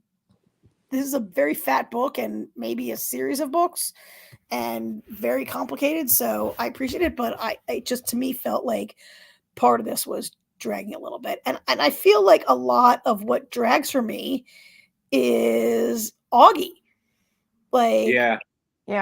Yeah, she's kind of the down part of it. Right? She's kind of like her. Like we got our question answered though. She turned her experiment back on and the clock started right up where it left off. Yep. Yeah. Which was quick to turn back off. I mean, and that reminds me. I don't remember if I said this on the podcast last week or if I said this to Alyssa when we were talking about the episode. Starting to wonder if these quote unquote suicides aren't really suicides. I wonder if it's like the people that their clock expires, if Little Miss Invisible there. Yeah, I kind of assumed that was the case. That she's actually killing these people whose clocks have expired because she's kind of like, if you're going to concentrate on your own problem and not ours, then we're gonna kill you. You don't need to be here. Let me ask you a question. The one that they talked to that you're talking about, the one that disappeared. Now I can't remember, and it's been so long since I've seen the first episode. Was that the girl that came to Augie? Yes. Okay, I thought so. And then she killed Jack. Damn it. Yeah, and I gotta say though, and I think that's what prompted me to wonder if she was killing. I think that actually when she killed Jack, I think that's why I was prompted to think that she was killing the other people that were Yeah, suicides. I agree. That's what that made me think that too. But I have to say, he's not a very good detective. That he's not that he's not noticing he's getting murdered. I don't know. Maybe he can't see him from there, but he's supposed to be staking him out, and he's like getting murdered right in front. No, it doesn't appear. He can't see it. It like Yeah, I he thought it can't was see only it. supposed to be not on the video. Okay, so you think No, but No, couldn't he see it can't either. see her. that was No, the I know news. he can't see her. Well, but I would think that he would see him get slammed against the No, glass. he I know. couldn't see I figured either he couldn't one see of her. them. He couldn't see It was either one no. of them. Yeah, it was the angle. He wasn't seeing anything. Okay. See, I kind of wondered if that because I thought he's not doing his job very good. No, Ark, I think Ark agrees with me. She thought the same thing about her killing the people, the suicides. Yeah, I think that was the or it's definitely an implication. But now this is my one question. If you guys thought the one thing I kept thinking when they're talking to that woman, and Jin's like going along with it and everything. The one thing I kept thinking that Jin needs to say is, to me, the biggest question is, it's fine to say they want to live and we're going to help them live, but are they going to let us live too? Like, my question would have been, are they willing to cohabitate, or are they expecting to take our planet? Like, and she never questions that. I wanted to yell at her. that they're taking the planet. She seems too calm, so I wasn't sure if maybe she thought that they wasn't sure. Like, I don't know. It's not really, to me, it's like, I think we know that as viewers, but I don't think Jin necessarily thought that. I think that Jin is like, we can help save these people, and isn't quite, like, she's not quite there yet. Like, she hasn't connected two and two together to make four yet. I mean, that's the thing. I mean, it was never about predicting the three body problem. No, it was about actually, I don't even know what the point. Actually, I don't even know what the point of the game was, because she's like, congratulations, you won. Now I'll tell you that we're coming to take over your planet. Like, okay. Well, that's why I'm saying I think that woman was trying to more say that we were going to save them, and like that they could help save them. And that's my other question. I feel like there's two different factions that we're seeing. I think that there's the people that are running this experiment, and then there is whoever that guy's talking to, calling my lord or whatever he says, that's the aliens. I think it's the same faction. You do? They're watching it. He's watching. See, I don't know. And I don't know, because I haven't seen further. But I almost kind of wondered if, and maybe I'm wrong, I could be completely wrong, but I kind of wondered if, like, the people, the humans, right, are looking for people that can solve the game, that are smart enough to actually maybe help stop the aliens, and they're kind of like lying to the aliens about what they're doing. And that's why he like says different things to that woman that he's talking to. That's kind of what I wondered. So, I mean, I don't know. Or maybe this woman is nothing to do with that. I don't know. It could also either alien or has alien tech. It could also be that they're looking for humans worth keeping. Yeah, maybe. I really have no idea what you're talking about when you guys just say this woman. Do you mean the lady with the sword who's in the video game? No, I mean the woman. The guy that was the older guy, that he was with the younger guy that was watching the video, the people on video inside the game. He's after reading a story to who I assume is the aliens, and I don't know it is for sure, but I'm assuming. Oh, Evans. You mean Evans? Yes, Evans. I don't know if he was the older man. Well, I don't know. I just, for whatever reason, got the feeling that he was kind of like, that it's possible maybe he was lying to her. That, like, that's not really, like, they're trying to do two different things. And, or maybe the aliens are forcing them to do this, but they have some kind of plan to do it. I don't know. I'm trying to work through it. No, my understanding is that Yay, I can't really pronounce Chinese, right? But yeah. She definitely knew they were going to take over the planet. Vera's mother invited them and said, "I will help you take over the planet, because typical, we humans are destroying the planet. I need, right? The only way to save this planet." I just don't think that that's what the girl that disappeared.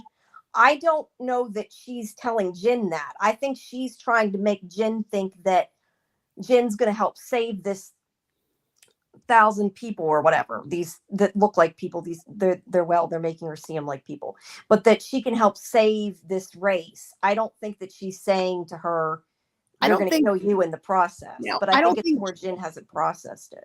I don't think Jin believes that in the game she's saving real civilizations of people. No, she doesn't there. I'm talking about when they have the conversation. Whenever Max, is his name Max? What's his name? Not Max, Jack. When Jack leaves. Like, I think that she thinks what that woman's saying is that she can help save these real aliens. But I don't think that woman is saying to her, you saving these aliens means they're going to kill everybody on the planet. Like, I think that she wants these people that are playing the game to think that they can help them. Obviously, they're going to kill us. But I don't know. That's what I think. I don't follow. Does what I'm saying make sense to you at all, AJ? No. Not to me. No. I'm saying that they're putting out this video game, or if they're the ones that are doing it, if it's the aliens that are putting out this video game, that they were getting humans who are willing to help them, not knowing that they're going to kill them. Because why would they continue the game and help them if we thought they were going to kill us? Because her name is because they've been raising they've been raising a whole generation of people to help. Like Vera didn't know it, but her mother obviously steered her to a career in physics, and she became part of the they all they're talking about 400 years of this taking before the aliens can get here, and they're creating a generational cult that raises their Tatiana has been one of them forever, right? She's you call her the girl who disappears. Her name is Tatiana. She's totally on the inside. She's she's an alien. We don't know yet. Well, she's well, I think she's on the inside of Evan's organization. Evans and Yi have been working together since the 70s in China, right? Or since she came to meet him later, whenever they've been together, and they're in on it. And they call the aliens my lord because I don't know, but I feel like from their perspective, the alien is basically like a god, right? Well, I think you gotta go a little further than that, because I think they're calling the aliens my lord because they're working for the aliens. You know what I mean? I think that's what it is. I think Jin and others that have passed are going to be kept alive when they take over the planet. They're going to keep the best and brightest. Yeah, that makes sense too. Of the humans, but they have to do exactly work for them, or they murder them. I mean, I could be completely wrong, but that's just what it seems like they're setting them up for. Yeah, did this episode include? I just think Jin's very naive. Is my point of all of this. I mean, but I don't really think you can call a person naive who's being asked to accept the existence of aliens and a global multi-generational conspiracy and other kind. I don't think it's naive to not. I think it's naive to think that they want her to help save them and they don't intend to kill everybody. Is what I'm saying is naive. I don't believe Jin is thinking that yet. And I don't know, but that's how I think that she really thinks that she's going along with the game and is going to continue to go along with the game, not because she fears them, but because she thinks she can help them. That's the part I think is naive. But that may not be what happens. I could be completely wrong, and that's not what she does. It's definitely naive to trust a reclusive oil billionaire, or anybody associated with him is naive. I mean, I think that did this episode include the part where Evans is reading reading the book, reading Little Red Riding Hood?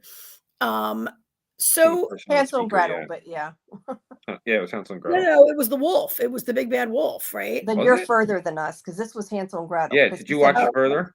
Because he said that Hansel was scared and Gretel it was so boring. Because Augie and most of these characters are so boring. Honestly, I think Augie's the most boring and the one I care about the least, right? And I really don't care about why we had to have a demonstration of her synthetic diamond, which I'm sorry, but if it can be tapped with a pen and collapse, it's not a diamond, the hardest substance on earth. But whatever. Did you not understand that?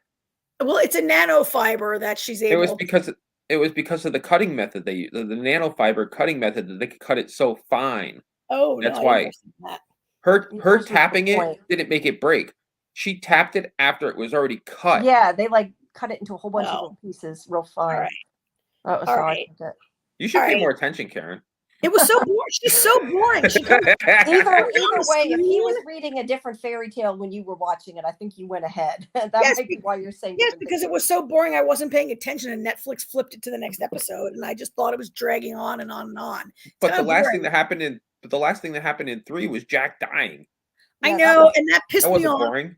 It kind of pissed me off that Jack died because That Oh, pissed it me pissed off me too. off. Yeah, definitely Jack's been the pissed me best off. part. well, he is the All right. most. He's the least boring character, and he is like, That's why he had to go. well, yeah, and he was kind of an entree for the audience to bring us in. And I thought, like, of all the 5 who were going to die first, I thought it would be Augie, and I'd be happy with that. Like when she comes on the I screen, thought it would be the guy with cancer. well, yeah, he has kept Yeah, stage that 4 too. pancreatic cancer. Thought it'd be him. And also, like, I don't know. I don't know what's up with these 5. Like, some of them are not invited. Augie's not invited to play. Cancer Guy's not invited to play. Well, that doesn't mean they won't be now because Yeah. Jack like put it on and then suddenly Yeah, they invited us. Jack We don't kind of know. invited himself. Yeah. I don't know. Like, she's boring. I think Saul is kind of boring. Like, I'm You like, know what didn't make okay. sense to me though? So Jin put on Vera's game, and they didn't yell at her.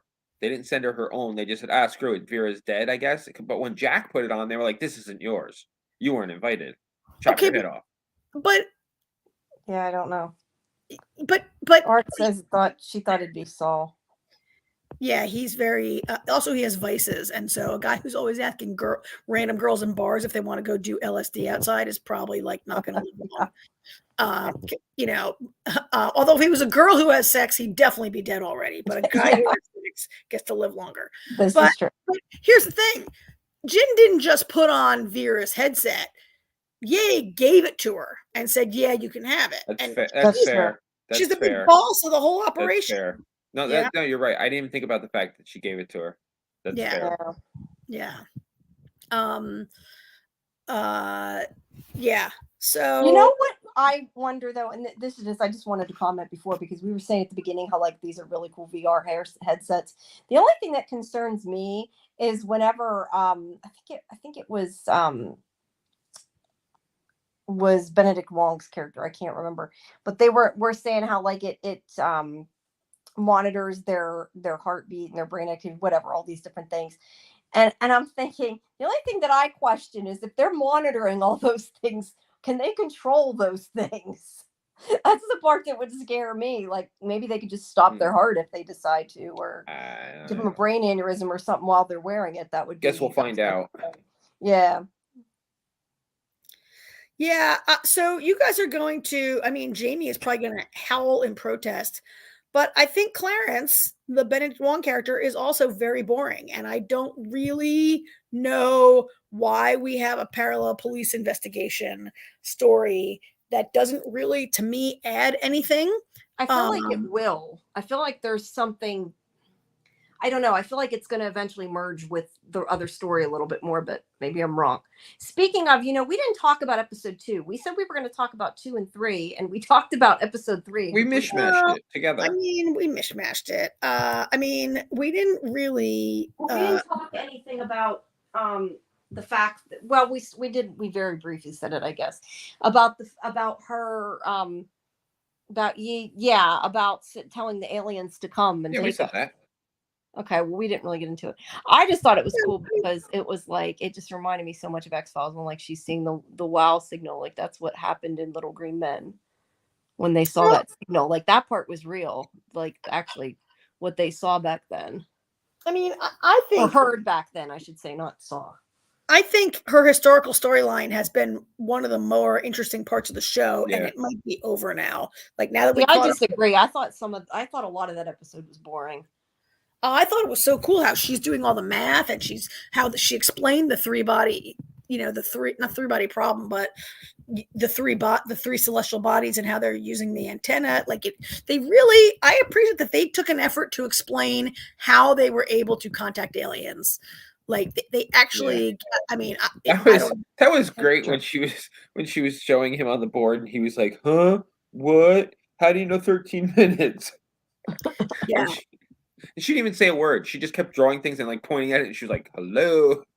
Yeah. And then he tried to steal her shit and it backfired on him. And it backfires on him. Yeah. I mean, that was great. And it was cool seeing, it was very cool seeing like the Chinese character, the warning and the alien. So here's a thing though. Like, so it appears that Evans is on his little radio. He's talking to like a single alien. Like, I don't know if my lord is one person or all of them, but like when Ye first was contacted, the alien says, I'm a pacifist among my people. You're lucky I'm the one who got the message, because if word gets out, they're going to come and take over your planet. And she's like, come on down. We need the help or whatever, right? Yeah, she should have ignored that signal. This brings me back to your question of like, are the aliens really going to take over or not? Like, is the pacifist secretly talking to her? Or was the pacifist like, yeah, let me introduce you to my leader, my lord, who's going to take over now and ruin your, like, you're right. We don't really know like who they're talking to and how and why is something that needs to be explained a little more, I guess. Well, we got 3 more episodes, which do we want to do all 3 of them since we are short next week? Yeah, let's watch the rest of the show. Wait, there's more. Isn't there more than 6? There's 8. No, there's 6. There's 6. 6. And it all dropped a couple weeks ago. So let's just watch the whole rest of the thing. Oh, that's fine. About it next week, because it's been out there for a while. All right. So we'll just deal. Jamie, before you sign off, do you have anything? Trying to think if I have anything in particular. I put up Jill's review for The Walking Dead. I didn't mention that. I forgot to mention it earlier. Okay. I haven't read that. I'll have to go read it. I think I had last week said a lot of this stuff because there really wasn't anything this week. Let me see if there's any. What if I have anything coming up? Hold on.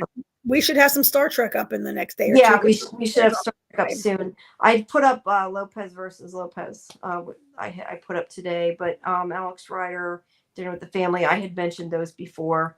More American Rust. So those kind of I think I had already mentioned. So yeah, there's Spiderwick comes out soon. I got the press release about that. I'm trying to get press for that. I have no clue if I will. It'd be nice. Spiderwick Chronicles. That's with Christian Slater. So it'll surely get canceled. So it'll get canceled. Hey! Mr. Robot lasted. Oh, it did. Mr. Robot lasted. Curse is over. Curse has it lasted. It lasted a bit. Yeah. I am going to try to move. Oh, this is such a pain that I can't just get up and walk across the room. It's a pain in the butt. Are you still on one leg, Jamie? Yes, I'm still on one leg. I'm trying to get on my scooter and not stand up. Right. I'm not very good at it. So, because I'm going to check a couple things on the podcast once I get it on the computer before I go off. But right.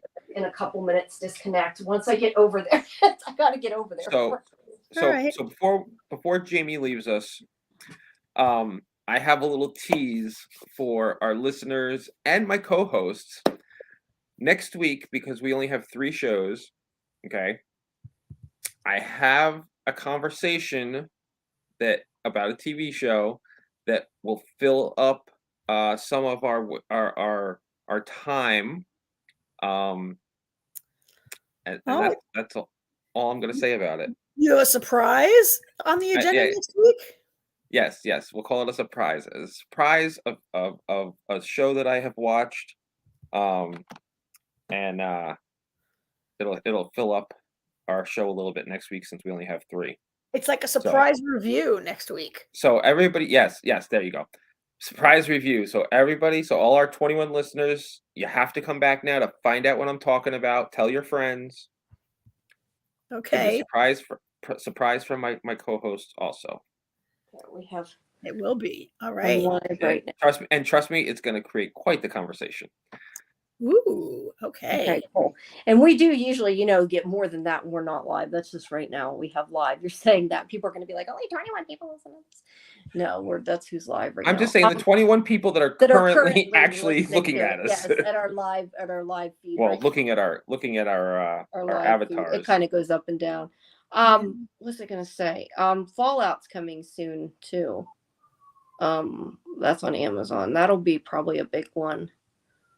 Because that's based on the video game. Yeah, I'm not planning to watch that. I watched Halo, and I'm done watching video game shows.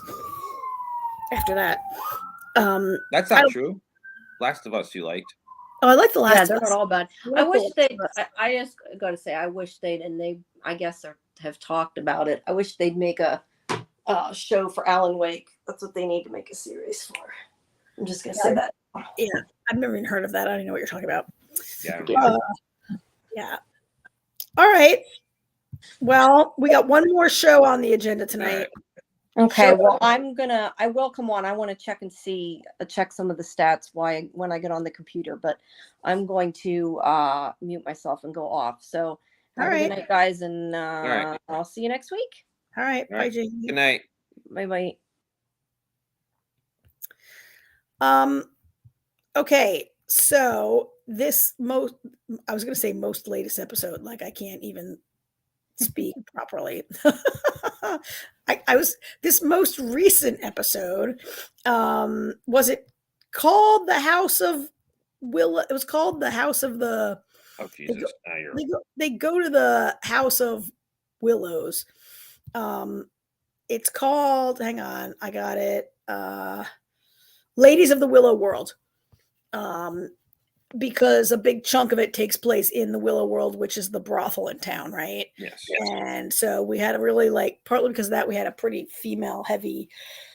I mean, this was all about the girls because we got Mariko's backstory and her frenemy or ex-BFF, Lady Ochiba.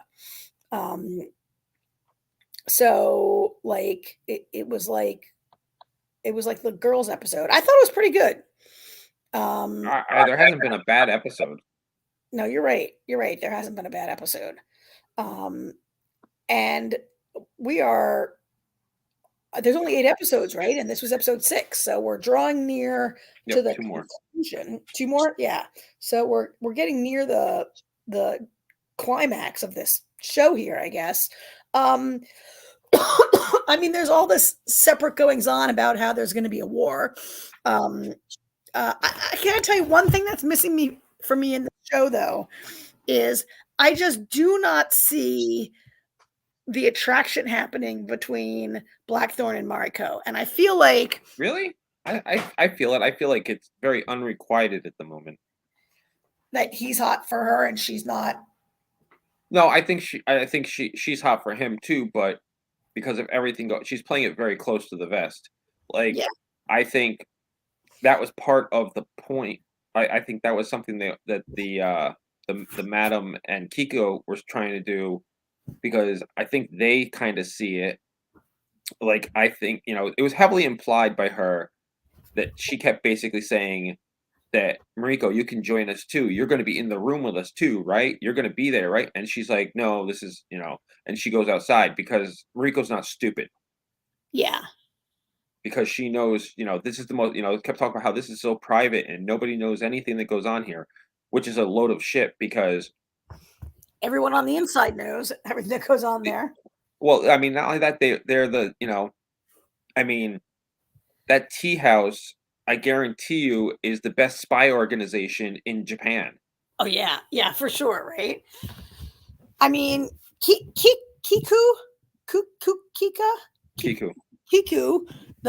she's the greatest courtesan in the land. And she's always with Oni, the devious, sniveling weasel nephew, right? Yeah. And yeah, I mean, she definitely and I don't think that these women are necessarily telling the secrets, but they're manipulating everyone for their whatever reasons, right? for whatever alliances they have or whatever power they have. Okay, so yeah, we got Arc 54 is coming up. Arc, you really see the sexual tension between Mariko and Blackthorn. Yeah, I mean, maybe I'm a little contaminated by the 80s version, which I don't really remember, but I feel like I remember that it was like this undeniable, smoldering, just under the surface kind of like thing. Yeah, no, the 80s one was definitely more. This is definitely more subdued, which I think makes it better. The 80s was the 80s, so it was very over the top. It was very Dynasty. Yeah, with the 80s. You know, actually, it's funny. I was reading something recently. It was like the 10 best miniseries of all time, and the 80s Shogun was in that list. Yeah. I mean, in this scene that I just put up, you can see it, and Toranaga sees it, but he doesn't see it. Like, this is the scene where they're like bickering because they had that fight, and Blackthorn's like, "Look, just be a translator," and she's like, "I'll just be a translator from now on. Don't talk to me. We're just gonna translate, and that's it." And like Toranaga doesn't speak Portuguese, right? This is not happening. It's Portuguese. They just show us in English, right? But he doesn't speak Portuguese, but he can see that these two are like sniping at each other. And he's like, "What's up with you two? Like, why are you acting like this?" I don't know if he sees it. He knows. Toranaga is very smart and observant. And that's why he banned the husband from, remember the husband got banned from being around Mariko for 7 days? Yeah. Basically because he hit her, right? I guess Toranaga, he definitely saw that they weren't getting along. You think he sees that they're, I don't know, like when they're in the tea house, Kiku says, "I hear that you two are never seen apart from each other." And she's very, right? She's very onto them, right? Also, I don't have a picture of it, but did you see when they come out of the house the next morning and like the whole town is standing around watching him come out of the brothel? It's like the least private brothel in the world. It's like on the main street and everyone stand outside and watches who comes and goes. Like, that was kind of funny, I thought, but I guess it underscores what an oddity he still is in the town. Like, no one's ever seen a white man before, ever, right? Except for, I mean, most of these people in this village have not gone, like, to Osaka and hung out with the priest, right? They've probably never seen a white man ever. And he keeps getting promotions, right? He got this big, like, he gets another big reward. Actually, in the background of this picture are those two guys. I think that's the nephew and the son, right? I was going to say, it looks like Omi. Yeah. Who really hates him. Like, Oni's the typical, like, ambitious but stupid. At least his uncle, Yashiga, at least he's like ambitious but smart, kind of smart, not super smart. But he's smarter than Omi's. Like, he's gonna die, right? There's no way that guy can live for like 2 more episodes. And I'm not really sure who will be his undoing, because it turns out the real danger, another big danger, is Lady Ochiba, right? Who? Yeah, especially now we know her. Now that we know her stuff, you know, I'm wondering if the heir is not the Taikaus, because I don't know. I get this feeling like the way she talked about him and everything, but it was like, so she was like the 8th woman that he slept with in that period, and and all of a sudden she got pregnant.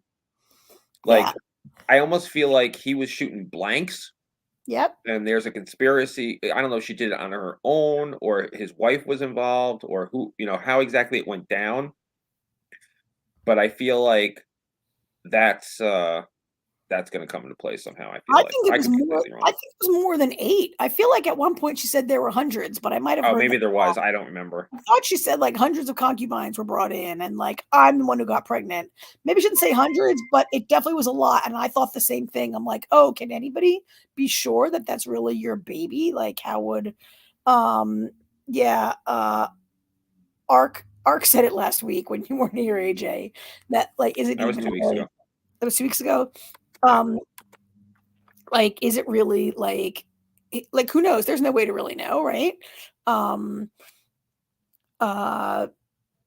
mean, he might look nothing like the guy, but the child was accepted as the heir. But I think you're right. There could be no heir, right? There's something more there, yeah. But she's very so, at the end of the previous episode where she says, like, okay, the council is like ridiculous, you're ineffective, you listen to me now. I compared her, I think, to a Cersei Lannister maybe last week or 2 weeks ago, where she's the mother of the ruler in waiting, or the ruler to be, the child ruler, right? And she has a lot of control and a lot of power, and I thought she was like maybe just looking for her own ambition and power, but this week it became clear that she really hates Toranaga, and like a lot of this is about her personal grudge. Yeah. Against Toranaga, right? And because she believes that Toranaga orchestrated her father's death. Mariko's father, I like to kill. No, not Mariko. No, Mariko's father is the one that killed Lady Ochiba's father. Yes, and Lady Ochiba thinks that Toranaga set it all up, right? Put him up to it, right? She thinks Toranaga put him up to it. And so that's why she really hates him and wants to help bring about his downfall. I liked their backstory, how they were like little best friends who were like the two little girls growing up together. And they've not seen each other since. And now they're, they haven't seen each other, but I would assume Lady Ochiba hates her, right?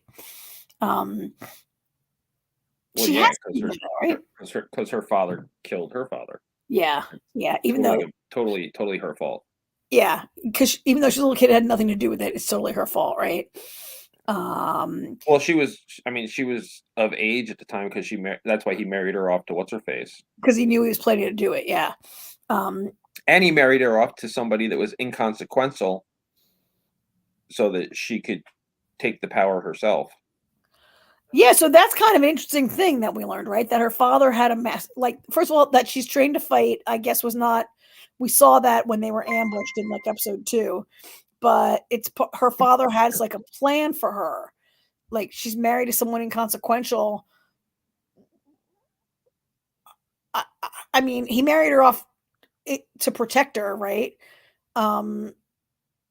So she wouldn't be like, her life was spared. So her life would be spared, right? Because everybody else in the whole family was killed, I think, except her, right? Right, because she was married off. She was married off to someone else.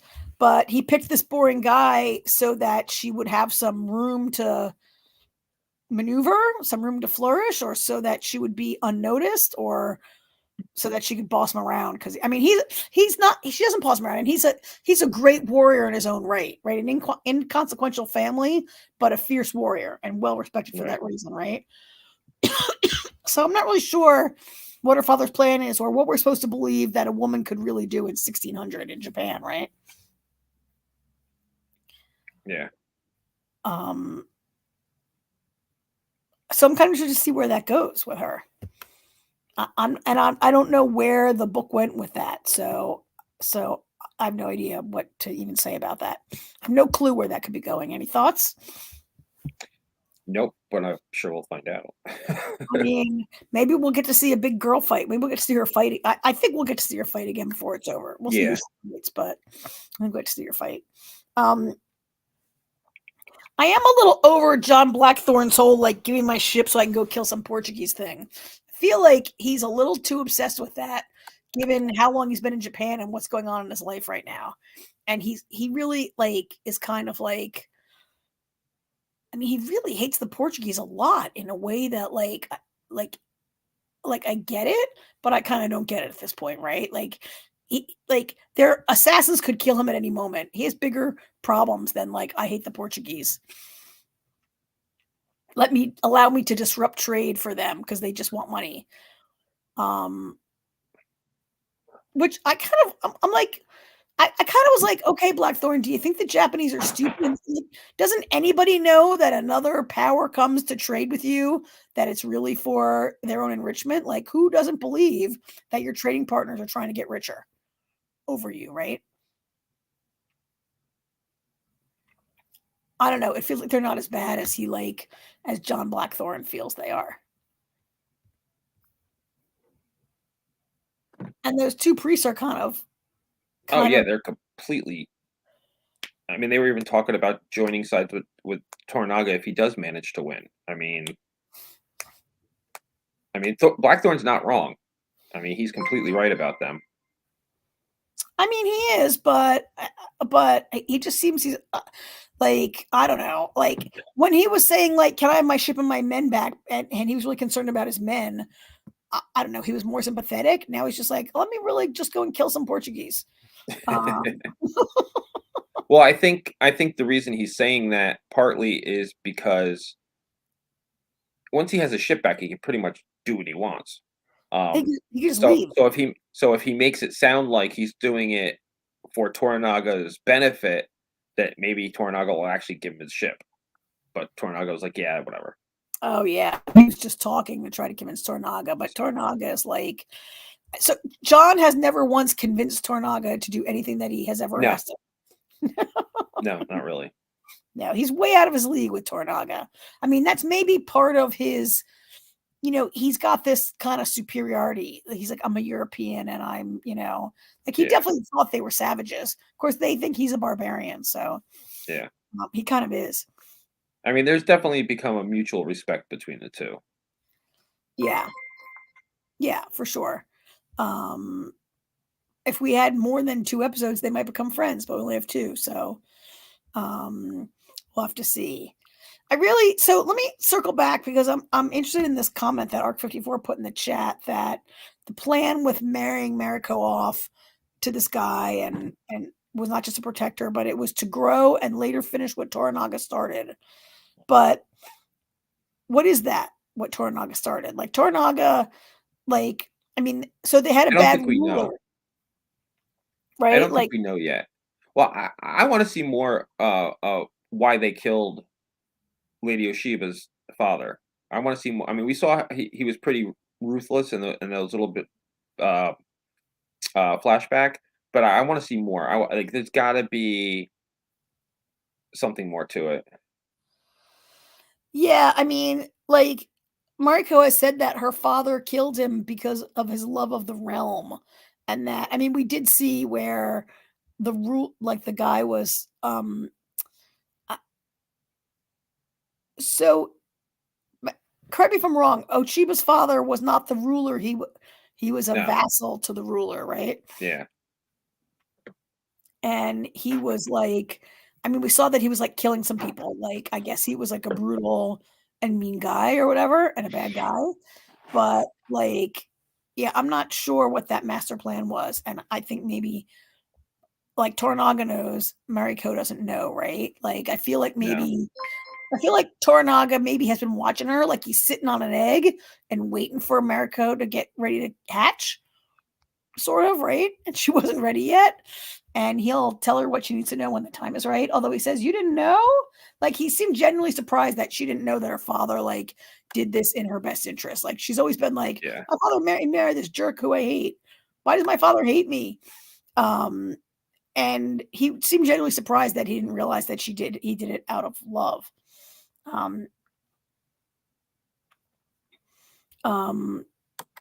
So yeah, that's a good comment, right? I think he wanted a united, not a warring Japan, Arc says. Yeah, that makes sense. And that's what we've got right now, right? We have the regents on the council are all kind of fighting amongst themselves and trying to kill Toranaga and stuff. Well, and that's mostly because Ishido wants power. Yes. And Toranaga's I have no interest in power. I don't want to be the shogun. I just want to raise this kid to honor the dead guy's wishes and raise this kid to be the leader someday.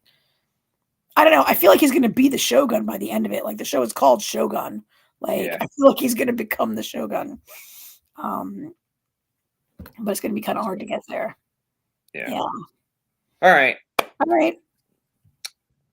Well, we got that. Anything else that we forgot about? No? Okay. No. So next week we're back with what's on next week. We'll have the finale of Resident Alien. Alien. We'll cover the rest of Three Body Problem. And we'll have Shogun. And we'll have Shogun And my surprise. And we'll have Star Trek Discovery premieres this week. Oh, it does? On the 4th, I believe, the day after tomorrow. Tomorrow. No, tomorrow. It's the 4th, right? Well, Thursday. Because it's now Wednesday, technically. Oh, yeah. So Thursday. On Thursday it premieres, I believe. I didn't realize that. So, okay, so the show's not going to be as short as I thought, but still. All right. So we'll add Star Trek to the mix next week. And AJ's big surprise. I can't wait. I can hardly wait to find out what that's going to be. All right. All righty. Thank you, everybody, for listening. Ark, pleasure having you in the chat, as always. And remember, people, other people can chat, too. You don't have to leave Ark all by herself in the chat. I know. People are always welcome to come in and mix it up a little bit. So thanks, everybody. We have a big crowd watching. Everyone who's watching right now connected through Twitter. So thanks. Or what? X. I'm sorry, not Twitter. The channel formerly known as Twitter. That's not. There's one. No, there's one on Base.